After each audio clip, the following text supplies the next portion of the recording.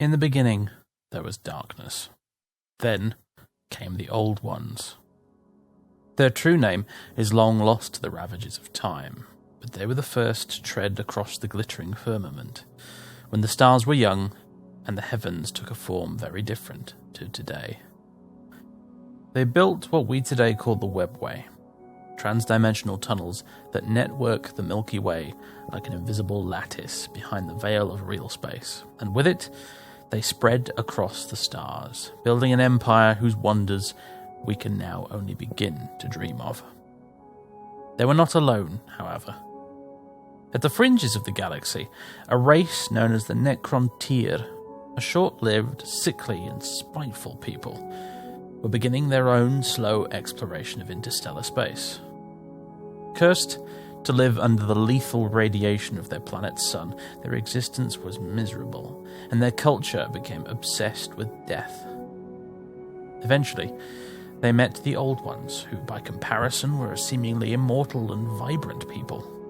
It is said that the necrontyr pleaded with them for the technological secrets of their long and healthy lives, and the Old Ones, for reasons known only to themselves, refused. This prompted a war, the first the galaxy had ever seen, and it was a hopeless one. The necrontyr were outmatched and easily defeated.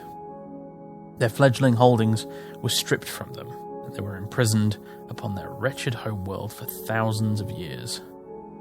It was then that they made a very important discovery, however, without which much may have been very different indeed. They discovered the Catan. They were a species of beings made entirely of energy that moved between stars to feed upon them as nourishment. Through means unknown, the necrontyr found a way to communicate with these creatures, and eventually they constructed for them bodies of living metal known as necrodermis, and not long after, they began to worship these beings as the star gods. These generous new deities offered the necrontyr a boon in exchange, a means to escape their short, painful lives and live forever, as the Old Ones did. Gladly and swiftly, the necrontyr accepted this gift, but they were all of them deceived. The process turned them into what we now call the Necrons, soulless metal creatures bound to robotic bodies and enslaved to the will of the star gods. The vast majority became mindless automatons, shambling warrior phalanxes in their silvery millions, and they marched to war. The Catan and their new slaves attacked the empire of the Old Ones, and the conflict that followed became known as the War in Heaven. Unparalleled in scale, with technology incomprehensible to we who now live in these primitive latter days, it shook the stars and reshaped the galaxy. From this conflict were born many young races, all nurtured by the Old Ones, like the savage Krork and the beautiful but terrible Eldar. The Old Ones did not survive the conflict. What exactly became of them is not known, but all that remains of them now is their Webway, and their wayward children who would go on to inherit the galaxy for millions of years to come. The Catan, on the other hand, could not claim victory either. Exhausted by both the conflict and the unstable and dangerous galaxy that had been created in its wake, they found themselves betrayed. The Necrons, once more through means unknown, found the strength to revolt against their gods in their greatest moment of weakness, and succeeded. The mighty Catan were laid low, not destroyed utterly, but fractured into unnumbered tiny shards that litter the galaxy to this day. The Necrons immediately began to seek a means to undo this horrifying machine transformation they had undergone, but as the galaxy around them shuddered in turmoil, with insane and deadly warp creatures born from the war spreading across the stars like a plague, the decision was made to go into hiding. Their entire race would go into hibernation, deep underground in their so-called tomb worlds. The great Necron dynasties began what would become known as the Great Sleep. And for millions of years, They passed from memory to history, from history to legend, and from legend to myth. In their absence, the Eldar rose and fell.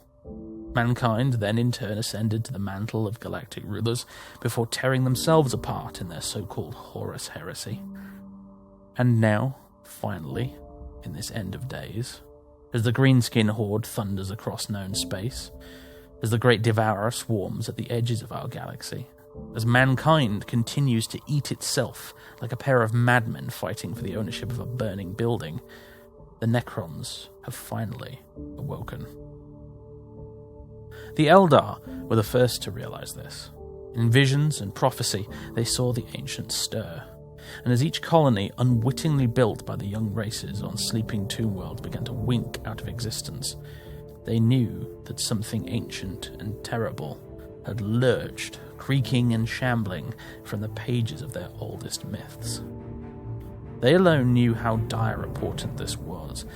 They alone could comprehend the doom now about to emerge from under the feet of a galaxy woefully unprepared, and at first, they alone resisted. In the stretch of interstellar space known to the humans as the Gulf of Athena, the Eldar of Craftworld Bekareth were first alerted to the new threat by one of their mightiest warrior seers, Caranthir Amalthon. Boldest and most impetuous of his kin, clad in his armour of runes and his ancient tribal helm, he came before the Seer Council and declared his intent to find these ancient beings, bring back evidence of their return, and foil whatever plans they had set in motion. Some believed him, many did not. Others felt the limited and precious lives of the craft world would be better spent elsewhere. All of them, however, knew better than to argue with him. Forthwith, Caranthir and a host of loyal aspect warriors disappeared on foot into the webway to hunt the old foe just as their forebears did, millions of years in the past.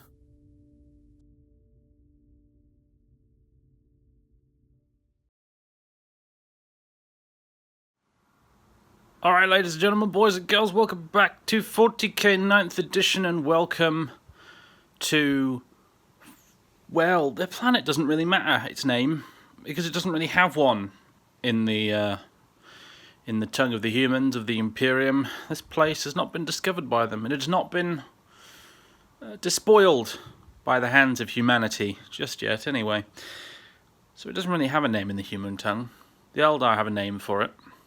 The folks that built these here statues originally have a name for it, for certain, but both are probably quite difficult to pronounce, so it hardly matters, really.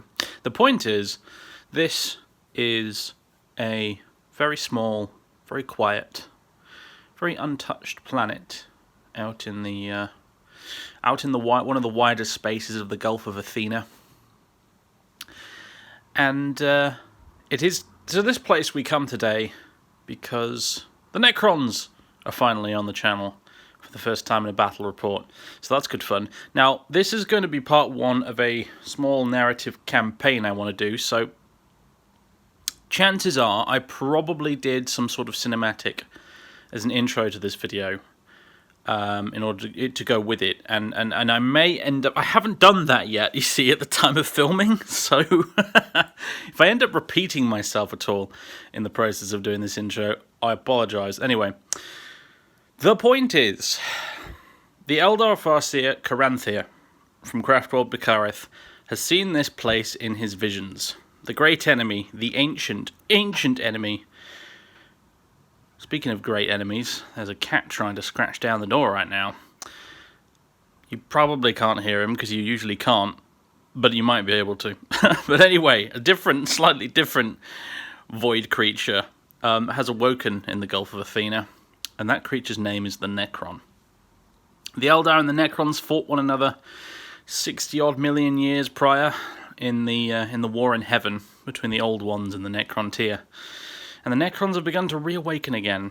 And so far, well, for the last few hundred years in the 40k timeline, Necrons have been reawakening all over the shop. So far, the Gulf of Athena has remained untouched by their robotic skeletal hands. Until now. For Caranthir has seen this place in his visions. They've come to this world, and the Eldar, after lots of searching, have managed to locate this set of obelisks. There are no other Necron constructs on this planet that they are aware of. Nothing else. There's no tomb world here. There's no ancient complex beneath the earth that they can tell. Just this place. Just this. Nothing else. A place deep in the forest, among these large rocks, where there is one large central obelisk, surrounded by 4 others now. Many, many millions of years ago, this place was probably some sort of shrine or temple or something, is the best guess. There might have been a plaza here, but that was 60 million years ago. The very surface of this planet has changed since then. The atmosphere is different. The land masses have shifted, the tectonic plates have moved. Continents have formed and reformed and broken apart. That was a very, very long time ago, but these strange obelisks made of a strange material still stand, more or less where they were, 60 or so million years prior. And the Necrons are here. Specifically, one Necron Lord is here. We're going to meet him very soon. I'm not going to tell you very much about him just yet, because he's a bit of a mysterious fellow, and the reason the Necron's here is unknown to the Eldar. And the name of this Necron Lord is unknown to the Eldar. And we're going to keep it that way for now. However, basically, the Eldar have tracked him and his, I was going to say warband, that doesn't sound very Necron-y, does it? His small detachment of Necron warriors to this location where he seems to be doing something to interfere with these pylons and obelisks. And the Eldar are not sure exactly what, but Caranthir has seen in his visions that if it's allowed to go ahead, some rather bad things will start to happen.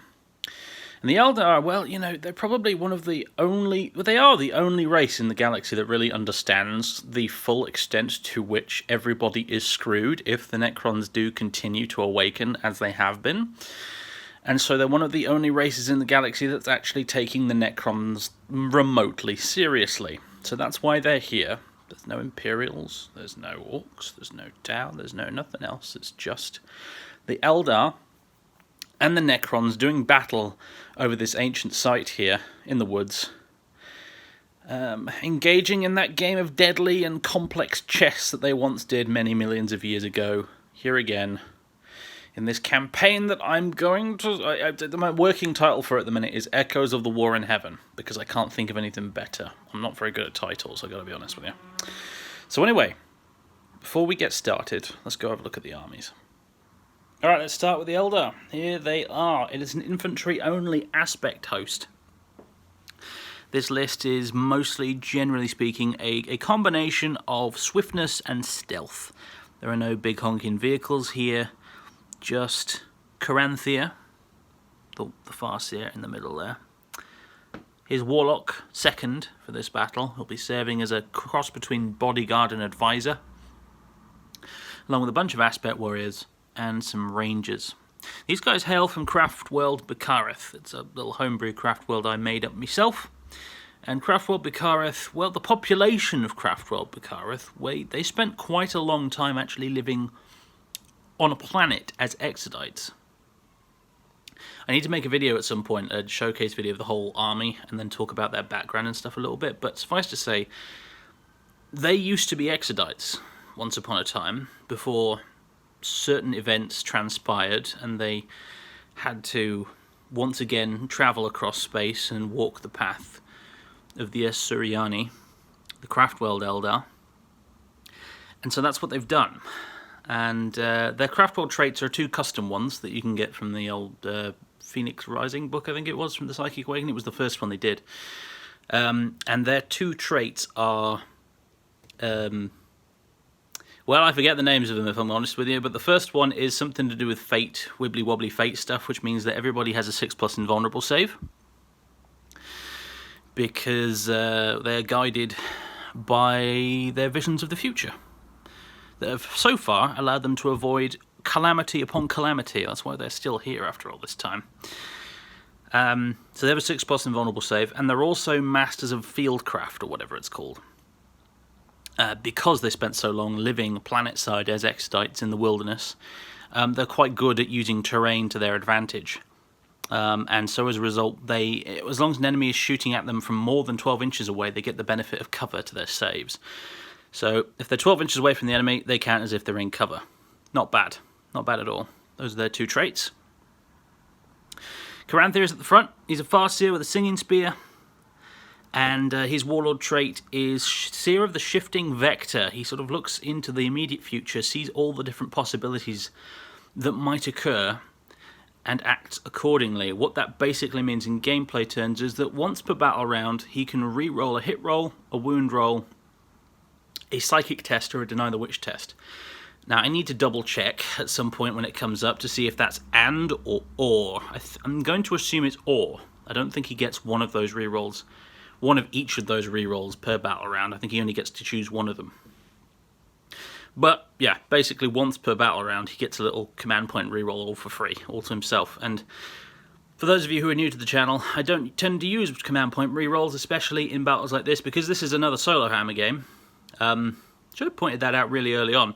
It's me playing against myself. I started doing these reports in the middle of lockdown, and people, well, I did one as a test, and people really, really, really liked it and gave me lots of positive feedback. And some people actually said they even preferred it slightly to when I'm doing a regular battle report with another human in the room. There will be plenty of those coming back to the channel in the future now that the pandemic is coming behind us, but still, these have been quite fun to do, so I'm going to carry on doing them. And anyway, where was I? Yeah, his warlord trait is Shear of the Sifting Vector. Really, really now. Whatever, okay, we'll go with that. And his relic is the Phoenix Gem.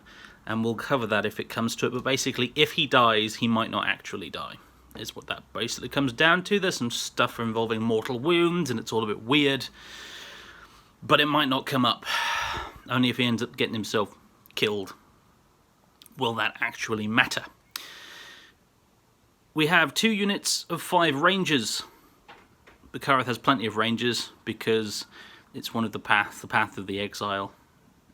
It's one of the ones that suits the Eldari of this craft roll particularly well. You'll notice I'm not using them today, but you might be able to hear the cat in the background trying to batter down the door. Please ignore him. I'm going to feed him in a minute after we've done this. Even my Guardians, I've not using them today, but my Guardian squads, they actually look a bit rangery. They have camo cloaks and stuff. But anyway, you also have a unit of 10 striking Scorpions led by an Exarch. I've got assigned Exarch powers for every aspect warrior unit in this army. They're all noted down on a big piece of paper full of lots and lots of notes so I can try and remember how to play this army because it's been a while. But we'll get to them as they come up. But anyway, striking Scorpions. They are stealthy ambush predators with big-ass chainswords and Mandy blasters.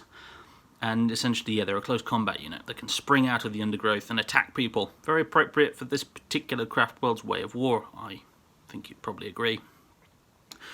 We have 6 Swooping Hawks. They are aspect warriors that fly around and drop grenades on people and shoot them with their las blasters. Effectively las guns. Eldar with las guns. I know it's a bit weird. It's a little bit weird.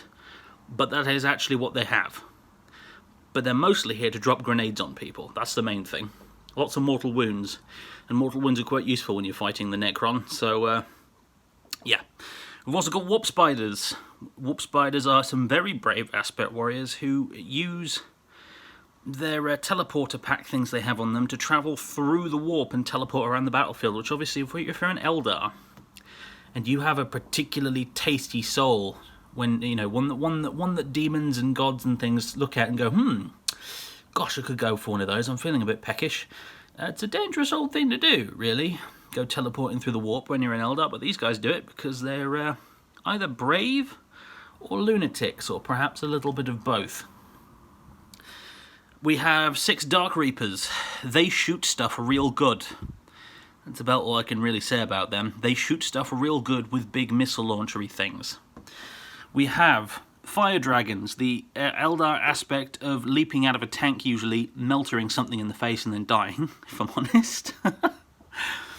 But they essentially have melter guns. They are the Eldar aspect warriors that melt enemy vehicles and tough things. You know, like Necrons, for example. With their, I think they're called fusion rifles or something. I don't know what, they have a fancy name, but they're effectively melter guns. Like, they have the same stats and everything. And last but not least, we have a unit of Dire Avengers whose main job actually is going to be bodyguarding these two over here for much of the battle, I think. They're the most common aspect warriors, so they're the largest unit, except for the striking scorpions anyway. I need to get some more Dire Avengers, but I didn't paint these ones. And now if I get some more Dire Avengers, I'm going to have to try and paint them to this same gorgeous standard, and that really intimidates me, so yeah. Anyway, they have their shuriken catapults with an 18-inch range. They overwatch on 5s and 6s, and I think I gave the Exarch the power that lets them all have exploding hits on 6s as well with their shuriken weapons, which is nice. They're a bog basic infantry troops unit, a bit more elite than Guardians, and that's essentially what they do. They're the most basic aspect warriors of the bunch, really. And that's the aspect host. It's all infantry, no vehicles. The whole lot of them are quite squishy, even with that 6+ invulnerable save and the cover bonus. An awful lot of these guys are squishy, but you know what they are? They're quite quick. And a lot of them, like the striking scorpions, the warp spiders, and the swooping hawks, they can deep strike. In fact, I think the rangers can deploy ahead of everyone else as well. So there's going to be Eldar all over the table running around doing their thing, trying to secure objectives, and we'll get on to the mission in a minute, but that's the plan. An infantry force of Eldar have stepped forth from the webway, tracked the Necrons to this location, and are now ready to engage them. Without any vehicles or heavy support, admittedly, but they're going to have to see what they can do. Right, speaking of the Necrons though, let's go look at them. And here they are, the ancient Necrons. I've dragged my chair over here now, because bending over the table to look at all the Eldar over there was doing my back in, frankly. So, slightly different perspective in this shot. But anyway, and the cat just, you can't hear him. I know you can't hear him, but the cat just started meowing outside the door the minute I began filming. He has a lovely habit of doing that. Anyway, if I randomly lose my train of thought because he's making silly noises in the background, get used to it, I'm afraid. It's going to happen a lot. So anyway, here are the Necrons. Once again, as with most of my armies on my channel, it's one I made up. It's a homebrew one. Native to the Gulf of Athena, the little corner of the 40k galaxy I like to call my own. These guys are from the Samtic dynasty. I imagine they're probably like a cadet house or sub-dynasty or whatever of the Sautek, because I think that's what I accidentally painted them all as. Back in 3rd edition, dynasties weren't really a thing when I got this army originally, and I just painted them like the silver Necrons on the box art, which then retroactively got made into the Sautek dynasty, so whatever. Anyway, they're the Samtic dynasty, as far as I'm concerned. That's actually spelled P-S-A-M-T-I-K. It's a name I nicked from ancient Egyptian history a very, very long time ago. I think there was a couple of pharaohs called Samtic. But anyway, here we are. We have at the front a Necron Lord. Not an Overlord, just a regular Lord. This is the guy who actually led my army back in 3rd edition. He's old. He's an old metal mini. And I like him a lot. He's been around for a while, this guy. In fact, much of my Necron collection contains old miniatures. The only new ones in today's army are actually these Necron warriors over here. Those are the new ones. Those are the old ones with the green rods. And the only reason I went for a second blob of the new ones is just so I can tell the two blobs of warriors apart, but we'll get to them later. So anyway, this is my guy here. He's called the Nameless One. He's a strange and aloof fellow, is the Nameless One, because while many of the other Necron overlords and nobles and stuff obviously have these quite overbearing and eccentric personalities, well, the Nameless One doesn't seem to have one. He doesn't speak. None of the other nobles remember his name. Well, at this point in the campaign, none of the other nobles have actually awoken just yet. He is the first of the Samtic dynasty to reawaken here in the 41st millennium. And he's taken one look around the place and he's realised that, I seem to be the only one awake. We better fix that, because for some reason the rest of the Tomb World hasn't awoken yet. And that might be a bit of a problem, considering there's all sorts of puny mortals running around across their lawn with impunity at the moment, and that just won't do. So before those mortals start causing problems, or another Necron dynasty starts muscling in on their territory, might as well get the rest of them up and awake. And yeah, him being here with these pylons and obelisks and stuff might have something to do with that. But beyond this simple imperative, this simple goal that he works mercilessly towards, we don't know much about the Nameless One. Because obviously something went wrong during the Great Sleep and nobody can remember anything about him, least of all himself. He just has a mission and he's cracking on with it. No further questions asked. So, he is a Necron Lord. He has a Staff of Light as his weapon, as a Resurrection Orb, as you can quite clearly see. His relic is the Veil of Darkness, is what I gave him. That's a relic that they used to have back in 3rd edition. It's an old relic, that one. It's a proper relic. Basically, it allows him and another Necron unit next to him to disappear off the battlefield and reappear somewhere else, 9 inches away from the enemy. You can basically sort of redeploy a deep strike in the middle of the game. In a similar fashion to how the Swooping Hawks can over there. They can do something similar. But once per game, he can use the Veil of Darkness to take himself, and probably his Lich Guard, if I'm honest, with him to some other part of the battlefield if it becomes necessary. Useful bit of kit, the old Veil of Darkness. His Warlord trait is Enduring Will. That's what it's called. I sometimes forget the names of these things, but Enduring Will. He halves all incoming damage.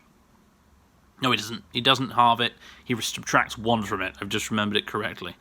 He subtracts 1 from any incoming damage he takes, which is pretty useful, really.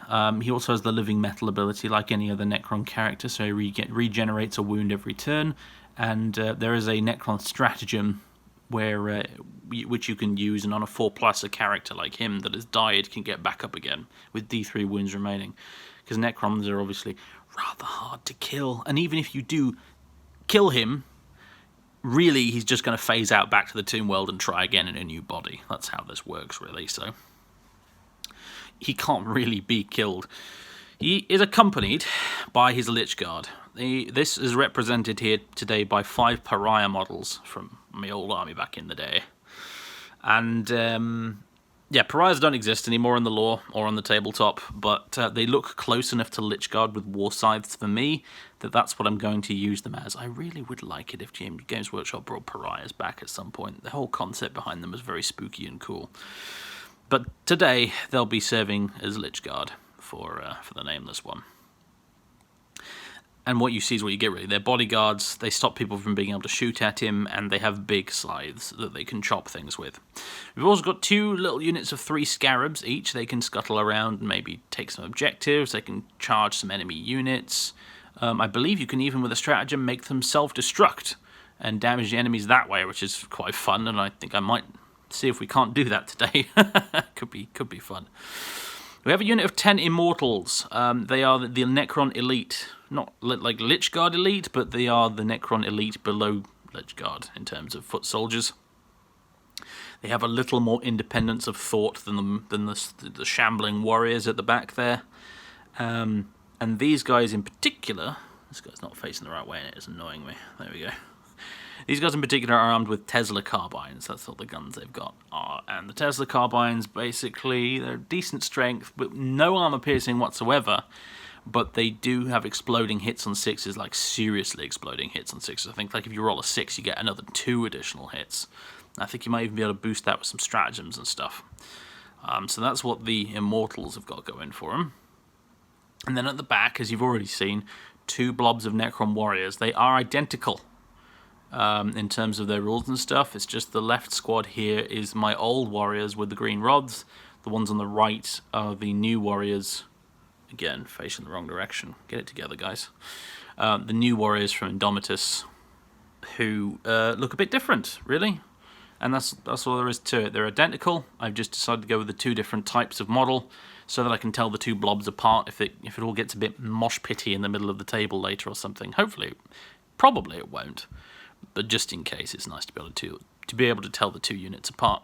And that's all there is to it, really. The finicky details we can come to as we play the game, and I say that mostly because I don't remember a lot of them off the top of my head. I have a huge cheat sheet written down for these guys. Because the Necron Codex is honestly pretty good, but boy is it complicated. There's loads and loads and loads of stuff to remember. I have like 2 A4 sides of notes written down for this army that is by no means exhaustive. There's a lot of stuff I probably should have put on those pieces of paper, but I ran out of space to help me try and remember it all. It's going to be a tricky battle in those terms, folks. I'm going to forget lots of rules and get lots of things wrong. Just prepare yourselves for that, because I'm trying to play one army that I haven't used in such a long time I've forgotten a lot of the rules for, and one army that I've barely played in 9th edition with their new codex, and it's a very complicated codex to boot, so just be warned. Hopefully I won't forget anything too dramatically awful, but we'll see. The only other thing to mention is these. Necrons have a thing which... Now, I'll preface this by saying I actually quite like the 9th edition Necron Codex. It's so much better than their 8th edition one was anyway, I'll say that much. But one of the things I don't very much in the 9th edition Necron Codex is command protocols, which is what these are. Command protocols, basically, you pick 5 of them, and they have to apply... You pick in advance, you choose which one's going to apply to which battle round, and then each battle round you can reveal what it is and pick one of the effects on the card, and that is in effect for all of your Necron noble characters and units that were within 6 inches of them that have the command protocol's ability. And the thing about this is it's quite tricky to remember, and all of the abilities are a little bit rubbish, if I'm honest with you. It just seems like additional admin for the sake of additional admin. I don't really know what they were going for with these rules, but they're in the book, and we have to use them because the army does include a noble character. So here they are, and now I'll be honest with you, folks. I didn't look through them all and decide which ones I wanted to use for which battle round. I decided, for 2 reasons, that I would completely shuffle them and randomize them. The first reason is because, the Nameless One, he's working in isolation right now. He doesn't have the rest of the dynasty and their data banks and various resources behind him, and he's been a little bit damaged and addled by the Great Sleep to boot, so he's not working at peak efficiency right now. And that's why I've chosen to randomly select all of his command protocols for each battle round of the game. The real reason, however, is because I couldn't be bothered to figure out what would be most optimal for each battle round, so I thought, sod it, I'll just randomly pick them and we'll learn by trial and error. So this is going to be once in effect for the first battle round, and I'll actually reveal that when we get to the first battle round, or at least hopefully I'll remember to. There's every chance that I will just completely forget these for the entire game, a bit like how I always forget the twists in open warcard games. Yeah, I'll do my best, folks. I'll do my best, but no guarantees here. Anyway, that's enough gawking at the miniatures and babbling on. I've been at this for 11 minutes, apparently, according to this, just for the Necrons. We're probably already at like 30 minutes into this video, and I've not even... And that doesn't include the cinematic intro I may or may not have done. This is going to be a long one, apparently. Oh, boy. The points for this battle is 1,060 odd for each side, so I'm running it as an incursion level game. 6 command points each. And I think we better crack on with it. So I better shut up and, we'll go over there and get them deployed, and we'll get on with it. Actually, I'll also get the mission cards out and show you what mission we're doing. But, yeah. Let's do that. Alright, here's the mission cards. We're doing open war cards as per usual on the channel in case you're new here. Open war cards as ever, because I do not particularly like the 9th edition match play scenarios. Objective is search and secure. The players roll off starting with the winner. Each player alternates placing objective markers until numbered 1 to 6 have been set up. I'm actually going with only 5 in this scenario because I've only got 5 obelisks, but they are going to be the objectives. At the start of each battle round after the first, randomly select one objective marker on the battlefield by rolling 1d6. Remove that objective marker from the battlefield. If the d6 roll does not correspond to an objective marker on the battlefield, keep rolling until it does. Each player scores 1 victory point for each objective marker they control at the end of their turn. The player with the most victory points at the end of the battle is the winner. So it's that simple. We want to control the Necron obelisks, but... the main thing is, there's something that the Necrons are looking for here. Because these obelisks are not simply pillars of stone with nice symbols on them, they serve a very specific high-tech function. And what the Necrons are looking for is the activation rune that will start the whole thing up. I'll say that much. But neither side is particularly sure where that activation rune is. So we're going to be removing, objective markers, so to speak, each turn after the first, or each battle round after the first, until we're left with only one, and that one will be the obelisk, which contains the activation rune, which will power up this ancient 60 million year old facility. To what end? We shall find out later.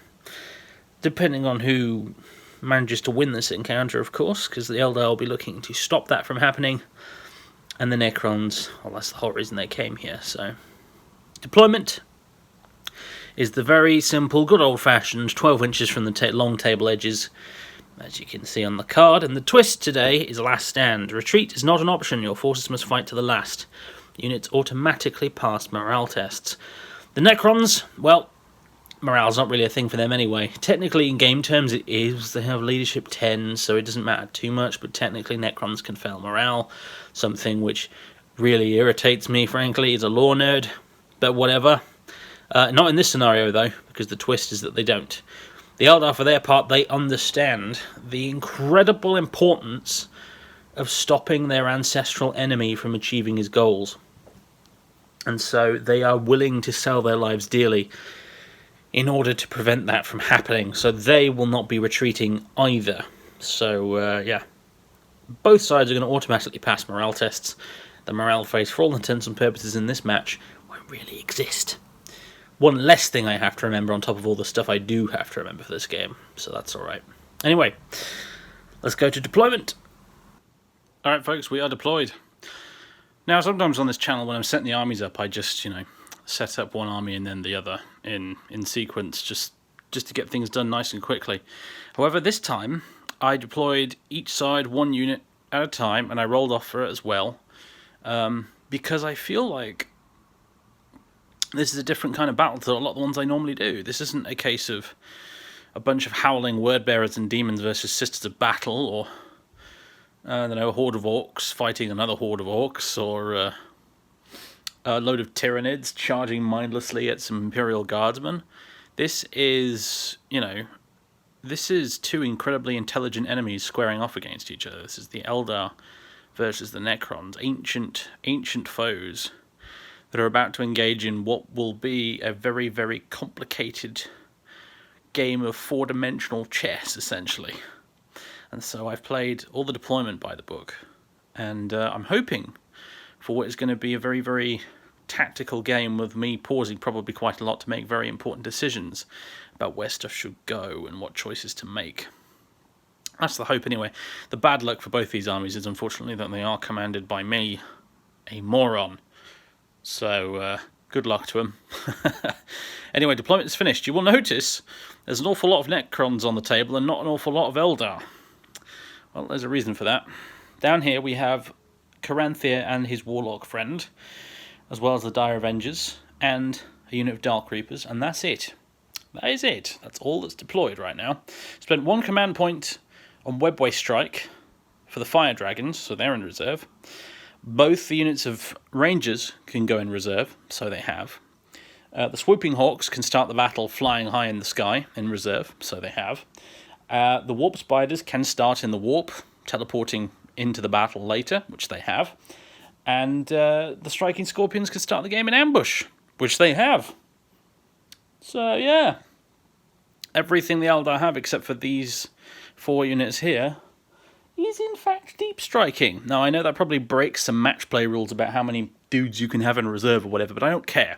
There's a narrative game, and the cat is now running away with one of my rangers. One moment. This cat loves 40k miniatures. Found a Space Marine the other day on the stairs when I got up in the morning with tooth marks on his base. Yeah. Odd thing is, he usually seems to leave them alone if they're up here on this table.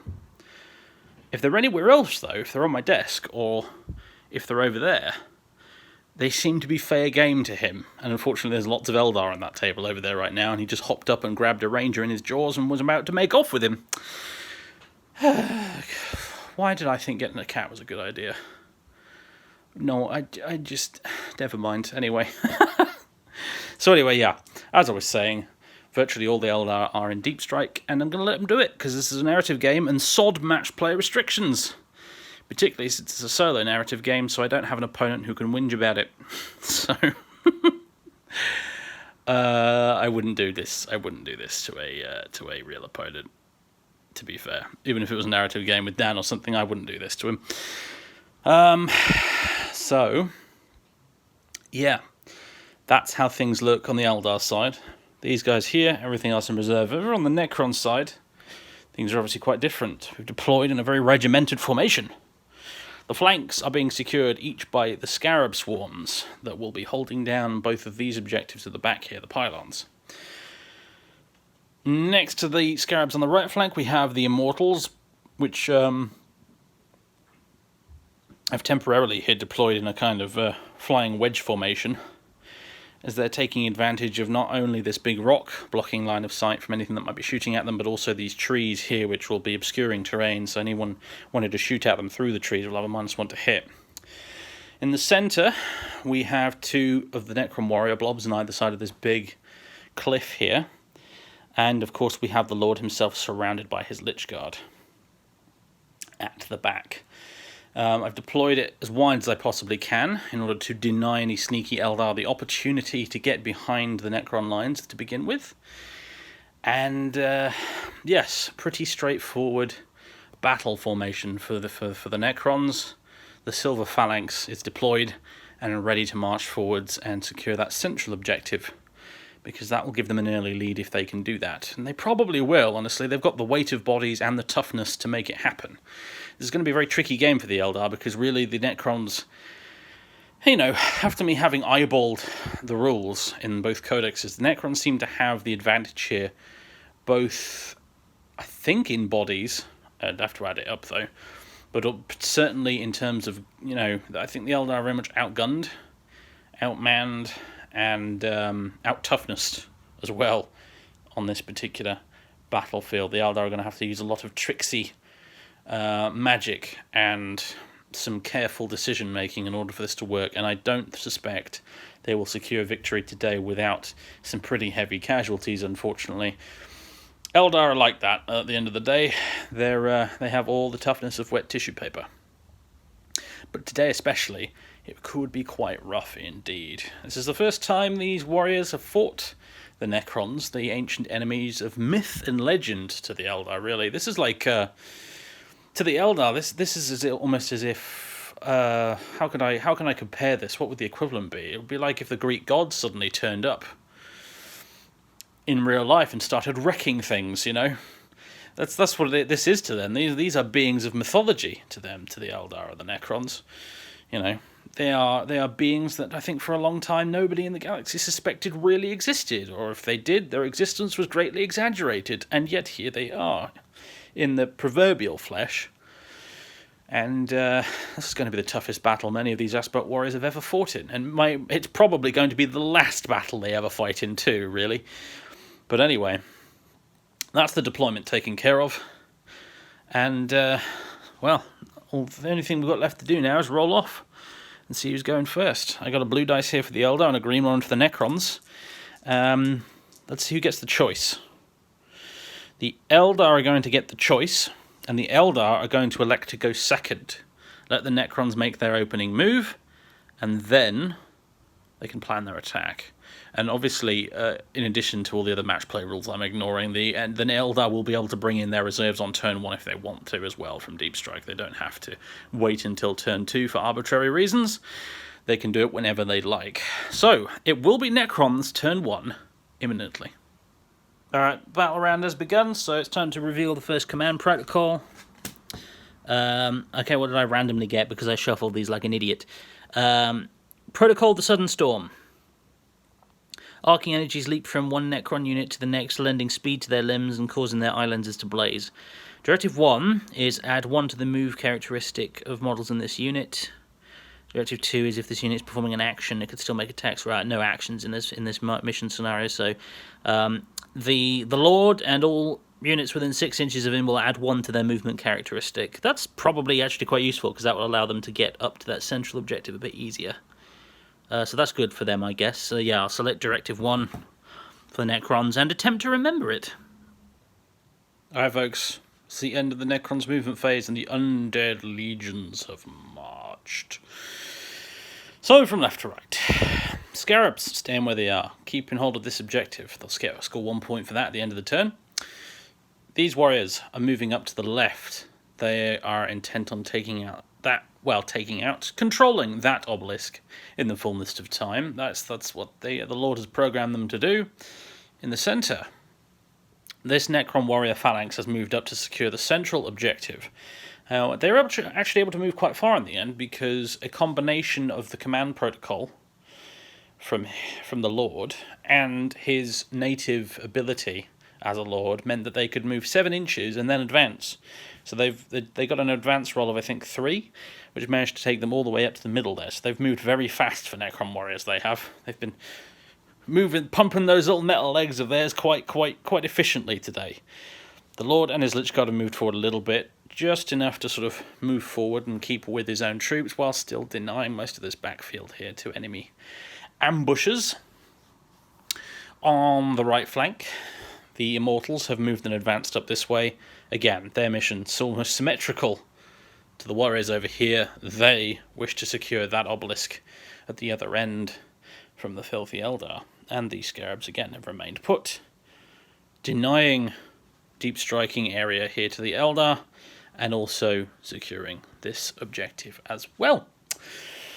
So, there is one important piece of bookkeeping I forgot to mention earlier when we were doing the army overview, and that is the rules for my my Necron dynasty.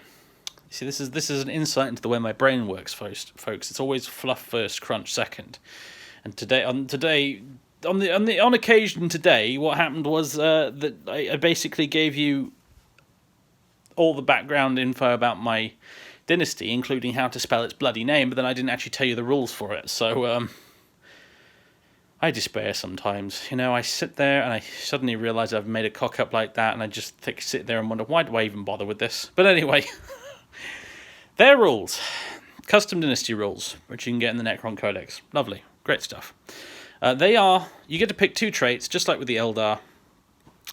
And the Samtic dynasty are unyielding isolationists.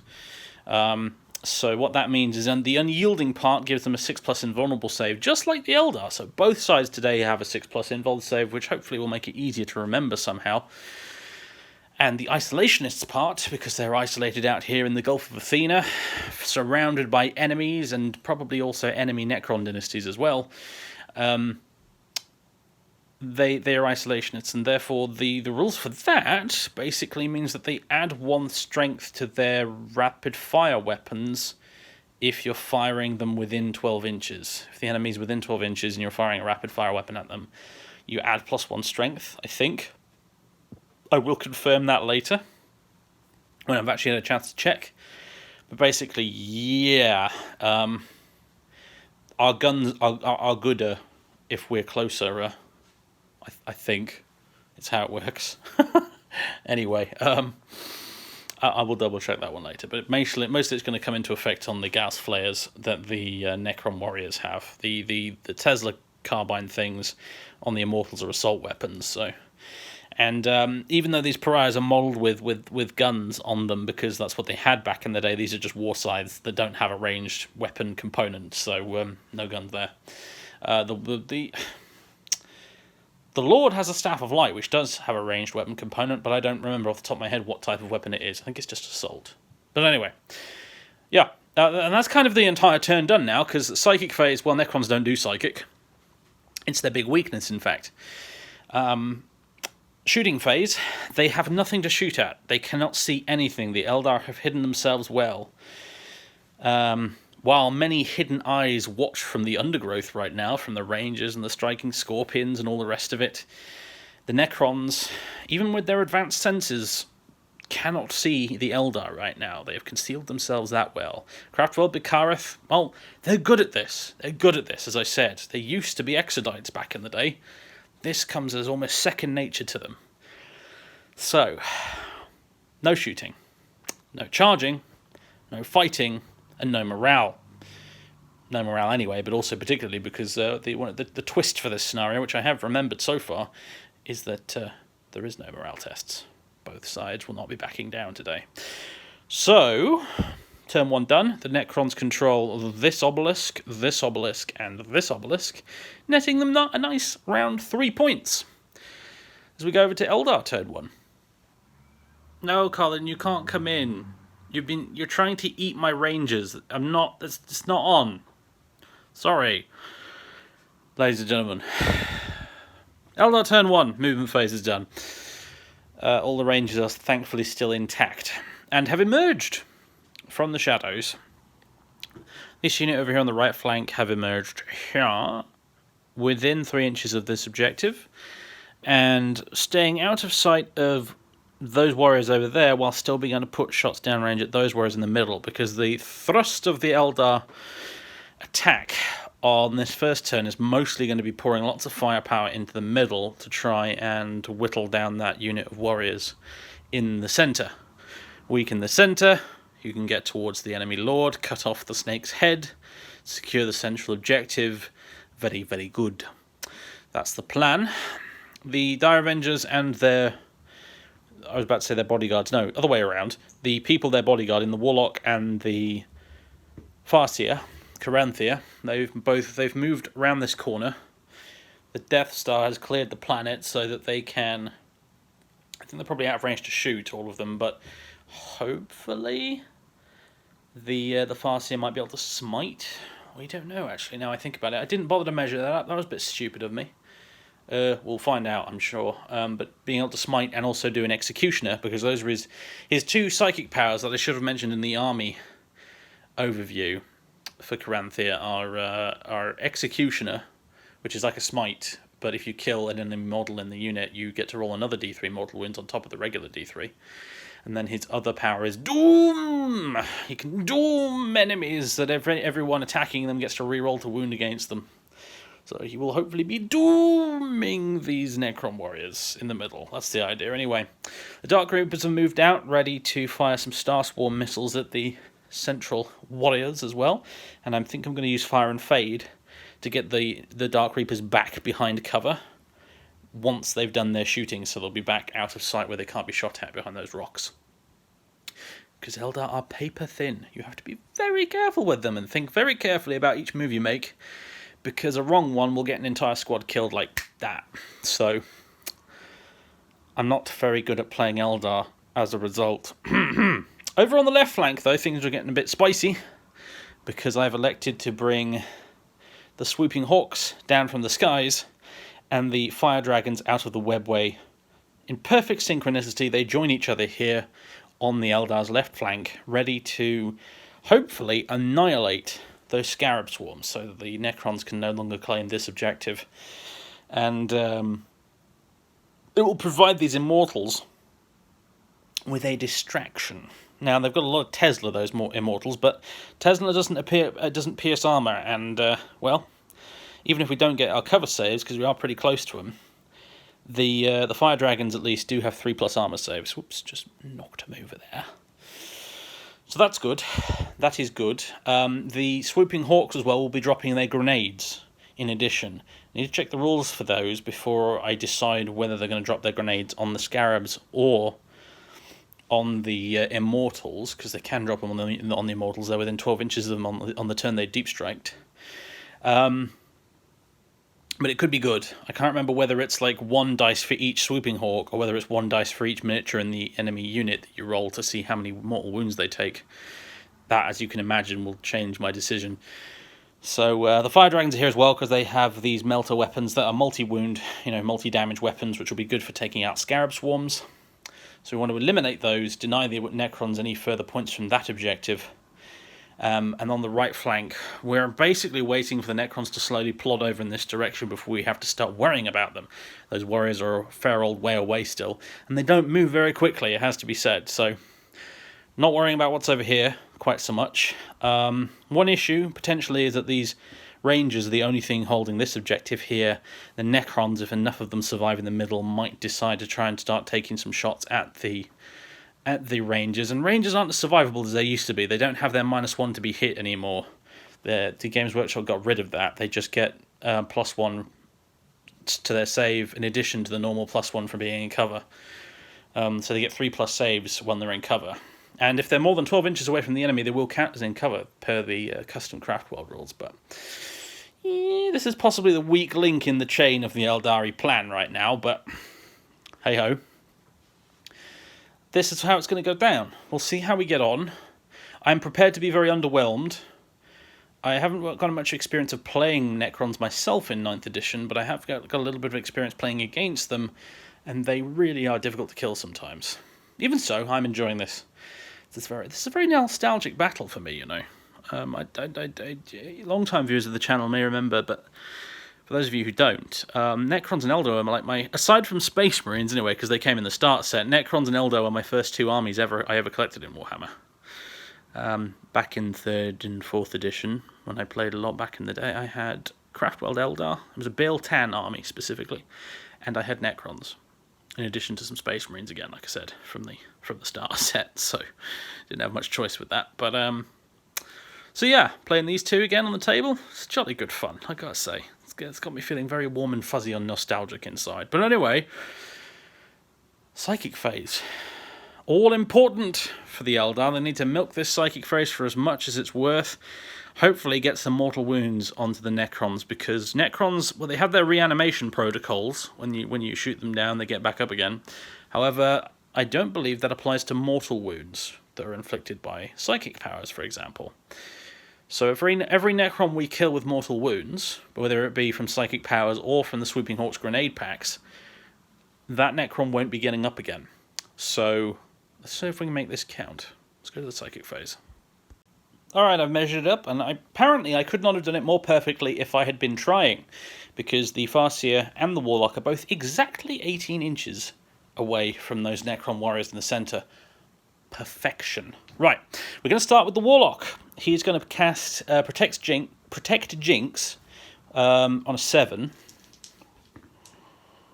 Alright, so that's a 4. That ain't going to work. Is there any kind of reroll the Warlock can use? I don't think there is.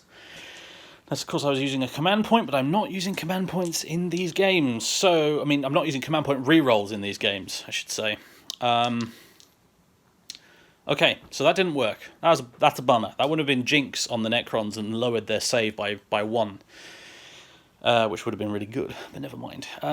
So, next up, we're going to go over to the Farseer Caranthir, and he's going to cast, first up, he's going to cast Executioner on those Necrons over there. That's a 3. Right, so we're going to use our Runes of the Farseer to re-roll this psychic test. 5, 6, 7, bang on. Right, that's exactly what he needed. And, well, yeah, lucky for him, the Necrons have no ability to deny psychic tests that I am aware of. At least not with this army, anyway. I think they have a couple of units that can do that stuff, but not right now. So that does go off. That is going to be D3 mortal wounds on those Necron warriors. For 2 mortal wounds, so 2 warriors are down. And since we did kill a model, another D3 mortal wounds. For 1. Another warrior. Now, for his second trick, we're going to cast Doom. Also casting on a 7 on those warriors. That would have been really good for a smite. That's an 11, but no. So the warriors are now doomed. So any Eldar shooting at them subsequently will be able to re-roll their wound rolls against them, which is lovely. And we're going to use, for 1 command point, Unparalleled Mastery, which will allow him to cast a 3rd power, which will be Smite. Which is an 11, again. What were the odds of that? Someone tell me in the comments. Yeah, so that is a Super Smite. So D6 mortal wounds on the warriors. For 5. Oh, Caranthir, you absolute beast. Of my 2 Farseers that I've shown you so far on the channel, like, you have Farseer Elian, she's the more kind of positive energy, buffing other people, making things better Farseer. Caranthir is an absolute bastard. He just casts doom and all sorts of smites and mortal wounds on people. He just hates everything. So, as he's aptly demonstrated, so that's another 5 warriors down. 1, 2, 3. 3, 4, 5. Okay, so Caranthir has now killed 1, 2, 3, 4, 5, 6, 7. He's killed 8 warriors with psychic magics, with bolts of brain lightning. That's actually a pretty good start. I've got to be honest. That's pretty darn good. God damn. All right. That's the end of the psychic phase. No more psychic shenanigans until next battle round. Thank God he's finally gone to sleep. Right, before we start rootin', tootin', shootin', there's one thing I forgot to do in the movement phase, which was the Swooping Hawk grenade packs. So I looked it up, and it is indeed 1 dice rolled for every model in a unit, so we will be doing it on these Immortals over here. So essentially what's happened is, these Swooping Hawks, they will have flown in across the battlefield this way, and as they passed these Immortals, dropped their grenades from their grenade launchery things onto those Immortals before landing down here to take refuge behind the fire dragons and then open fire with their las blasters. So what happens is you roll 1d6 for every Immortal in that squad, and for every 6 they take a mortal wound. Ironic, really, because they're called Immortals, but whatever. However, the Exarch power I selected for the Swooping Hawk Exarch that I've just knocked over, whoops, true professional, that's me, is that it basically allows the grenade packs to do mortal wounds on a 5 or a 6 instead of just a 6. So 5 ups, mortal wounds on the Immortals. There's a few in there. Yep, that's a few. That is certainly a few. Alright, so 6 mortal wounds done to the Immortals. I'm just going to double check that they are 1 wound each, Immortals. Right, they are indeed 1 wound each. So, yeah, that's 6 dead Immortals to grenade packs from the Swooping Hawks. Youch! They can do that, by the way, every time they fly over an enemy unit with normal movement, or if they decide to go back up into the sky, and then in the subsequent turn come back down again. They can do it again when they do that as well. Normally they wouldn't be that lucky, but today, Caranthir has chosen his forces excellently today, that's all I'll say. Lots of mortal wound output, high damage weapons, all that kind of funky shenanigans. He knows how difficult the Necrons are to kill, so he's brought his best when it comes to pure damage output, and so far it's going alright. He's gone all Emperor Palpatine in the psychic phase on that squad of warriors, and now his Swooping Hawks have just obliterated half a squad of Immortals with grenades. I mean, wow. I was worried the Eldar were going to be outgunned, but it's early days yet. It's early days yet. The nameless one over there does have a few tricks up his sleeve. Just hold on to your butts, everyone. But anyway, properly going to go into the shooting phase now, and I'll remove those guys. Check this out. I had a brainwave. Use the drawer in the desk, so that now my dead pile and my reserve pile are cat-proof. Brilliant. Oh, need to get the command point thingy out of there. Yeah, I feel quite pleased with myself about that. Additionally, look, Necron Codex over here, Eldar Codex over here. This is my 2 pages of Necron notes, as compared with my 1 page of Chaos notes, which is literally just stratagems. Chaos cheat sheet, Necron cheat sheets.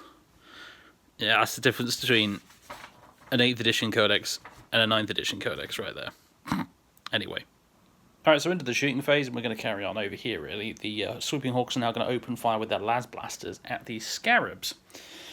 Las blasters have 4 shots each, strength 3 AP dash, and the Exarch has a Hawk's Talon, which is like a beefier las blaster that's strength 5 instead of strength 3. Going to roll that separate. Here are the las blasters hitting on 3s. wounding on 4s. 6-up saves on the scarabs. Right, they make 2. So that is 1, 2, 3, 4. That is 1 swarm dead. 1, 2, 3. That's another swarm with a single wound remaining.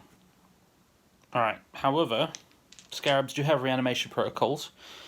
So what's going to happen now is I'm going to roll 4 dice for each wound lost on the destroyed scarab, and for every 5+, well, they need to get 4 5+s basically for it to come back to life. Nah, they get 1. So those scarabs will remain dead. And this swarm only has 1 scarab left in it. There are 4 wounds now, aren't they, scarab bases? There used to be 3 wounds, which I always thought was a little bit annoying because there's 4 scarabs on the base. But now they're 4 wounds, 1 for each scarab. Although I think the new scarab models have way more than just 4 on the base, so whatever. These are my old scarabs. I slightly prefer them to the new ones. Maybe that's just nostalgia speaking, but I quite like these ones. You know, modelled so they actually look like they're kind of burrowing out of the ground and stuff. Anyway, right, cool. Now the fire dragons get a choice. They can fire at, well, scarabs or the immortals. You could finish off either of them. The scarabs are obviously probably more important because that will deny the Necrons potentially a point in the following turn. They could, of course, just withdraw the immortals over there to try and secure the objective instead, since so many of the immortals are now dead that they are probably unlikely to want to march forward and try and take that objective. So either will do, honestly. How about we split fire? That never goes wrong, right? Let's have 2. I mean, these things are going to be easy to kill later. Let's have 3. Yeah. Let's have 3 fire dragons fire at the remaining 2 scarab swarms. The other 1 and the Exarch. Now, I've actually lost my proper Exarch model, so this guy holding a grenade is going to be the Exarch today. And I need to do him separately because he gets to re-roll his hit rolls because he's a crack shot. But yes, so what we're going to do is 3 of them at the scarabs, the other 1 and the Exarch against the immortals. So 3 at the scarabs, hitting on 3s, only 1 miss, winning on 2s, both wound, no save, d6 damage. One of them's dead, the other one 4 damage. Right, both swarms are dead, unless, of course, we can roll for one of them 4 5s. No, and for the second one, no. Okay, so the scarab swarms are destroyed, picked off with las blast of fire, and then finally melted into slag by the fire dragons. And then we have 1 more fire dragon shooting at these immortals over here. He misses. And the Exarch, he hits. I think there's a window of 3. I think Immortals are toughness 5. He wounds. And Immortals have a 3+ save, so they will have a 6-up. Wait, will they? AP -4. No, you don't get a save. Right. 4 damage, whatever. One of those is rather dead. However, can he reanimate? No, that's a 1. Alright. Okay. This flank, going very well for the Eldar, extremely poorly for the Necrons. Alright, next up, we're moving over here. These Rangers are going to open fire at the Necron Warriors. They do count as having moved, so these will hit on 4s. They're sniper rifles. My Rangers living up to their usual reputation there. Now, the Dark Reapers. Now, they're going to be firing Star Swarm missiles. So that is going to be 2 shots each. And Dark Reapers always hit on a 3+, regardless of any modifiers whatsoever. So, here we go. Okay. These will wound these Necrons on 3s, but we can re-roll because the Necrons are doomed. So, re-roll those fails. Yep, everything wounds. These are AP -2, so those warriors get their 6-up save. They only pass 1. 2 damage apiece, not that it really matters. So 5 Necrons are destroyed, but do they get back up again? One of them does, so only 4 Necrons are destroyed. Alright, and the Eldar spent 1 command point on Fire and Fade, allowing these Dark Reapers to scuttle back into the safety of the rocks there. One of the cheekier stratagems the Eldar get, actually, and one of my favourites, I have to admit. I pretty much exclusively end up using it on Dark Reapers as well, because they have such a big shoot me sign on their heads, because they are quite deadly. And they're not cheap either, so you really have to protect them, and Fire and Fade is just the perfect stratagem to make sure they stay safe, especially if you've got lots of line of sight blocking terrain like this around. Anyway, next up, Rangers. Shooting at the Necron Warriors. Okay, I actually do get a couple of hits that time. Force to wound, re-rolling. 1 off the table, right, re-roll it. 3 wounds, 2 were 6s, so they're mortal wounds in addition, so that's just 2 straight up dead warriors. And the other 2, well, of those 3 successful wounds, 1 warrior fails its save. So, does it get back up again on a 5+, though? No, it doesn't. Alright, so that is 3 dead warriors. Well, if we cast our gaze across the battlefield right now, no scarabs there, only 3 immortals left there, and only a gaggle of warriors left in the centre. Caranthir's plan is going off without a single hitch at the moment. He must be sitting there thinking to himself, oh, I think I'm in the good timeline. So, the only fly in the ointment is the Dire Avengers can't shoot anything now, because they were previously just about in 18 inches range before everything else shot. Now they're not. So, no shooting from the Dire Avengers. And that's all of the Eldar shooting done, actually. No charges, no fighting, and of course no morale because of the twist from the open war cards. So that concludes Eldar turn 1. And it's been a brutal one. It's been very brutal. My goodness me. They've killed a lot of Necrons. But it's not over yet. No, it isn't. So, let's head into battle round 2. The Eldar, for their part, actually, by the way, they're scoring 2 points. The Necrons are on 3, let me remind you. So the Necrons are actually still technically winning, which is important. So, yeah, the score stands at 3-2 to the Necrons as we go into battle round 2, and therefore Necron turn 2. And I've just remembered I'm going to need to unveil the next command protocol, and also determine which of these objectives turns out to be a dud. In fact, let's roll that now. So on a 1 to 5, let's say 1, 2, 3, 4, 5, and on a 6 we'll re-roll. So 1, 2, 3, 4. So 1, 2, 3, 4. That's bad news for the Necrons. Right, so that obelisk over there does not contain the activation rune and is now effectively worthless for strategic purposes. So, yeah, that's not great news, but it does free up the scarabs over there to come charging down here to cause some mischief, admittedly. So, yeah, that obelisk is no longer active. The Necrons are going to have to push forward and take something else instead. Search elsewhere for the important activation rune. Right, let's go do their command protocols. There we go, let's get rid of that one. The next one is Protocol of the Vengeful Stars. Crisscross fire leaps from the Necron ranks, forming a blazing corona of deadly energy from which there can be no escape. That probably sounds good. Directive 1. Each time a model in this unit makes a ranged attack, on an unmodified wound roll of 6, improve the armor penetration by 1. Directive 2.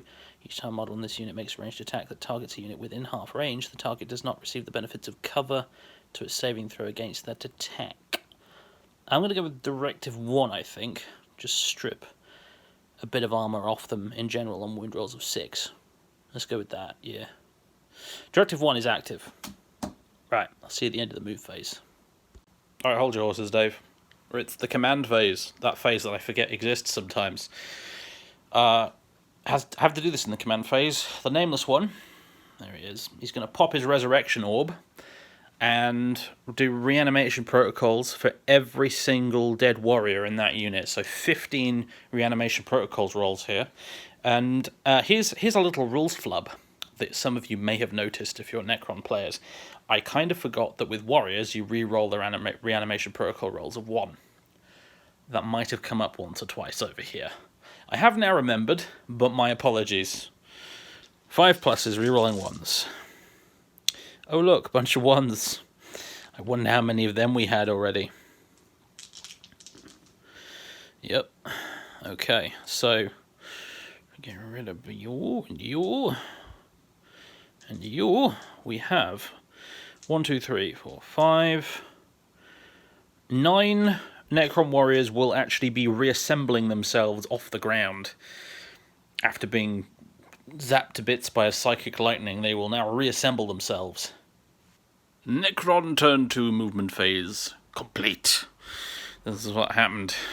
This blob of warriors has moved and advanced away from this obelisk, which is now useless to the Necrons, up this way, towards the left-hand obelisk out front there, guarded by the Rangers.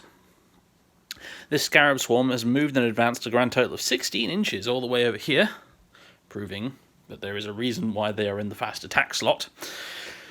Over here, 9 inches away from those Rangers, the Faceless One has pulled another trick out of his bag, and he used the Veil of Darkness to transport himself and his Lich Guard right over here, 9 inches away from those Rangers.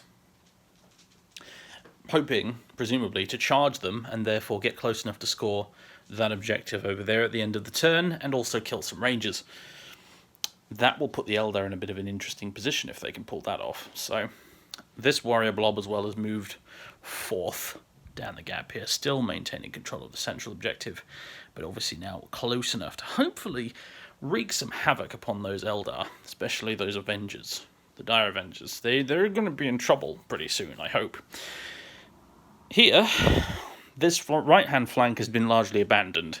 I think the Nameless One is taking a gamble here and has decided that this flank is expendable, along with the Immortals guarding it. The 3 Immortals have fallen back a little bit to score this objective at the end of their turn, whereupon they will be summarily executed, one supposes, by the Fire Dragons over here in the subsequent turn. But that's the gamble he's taking.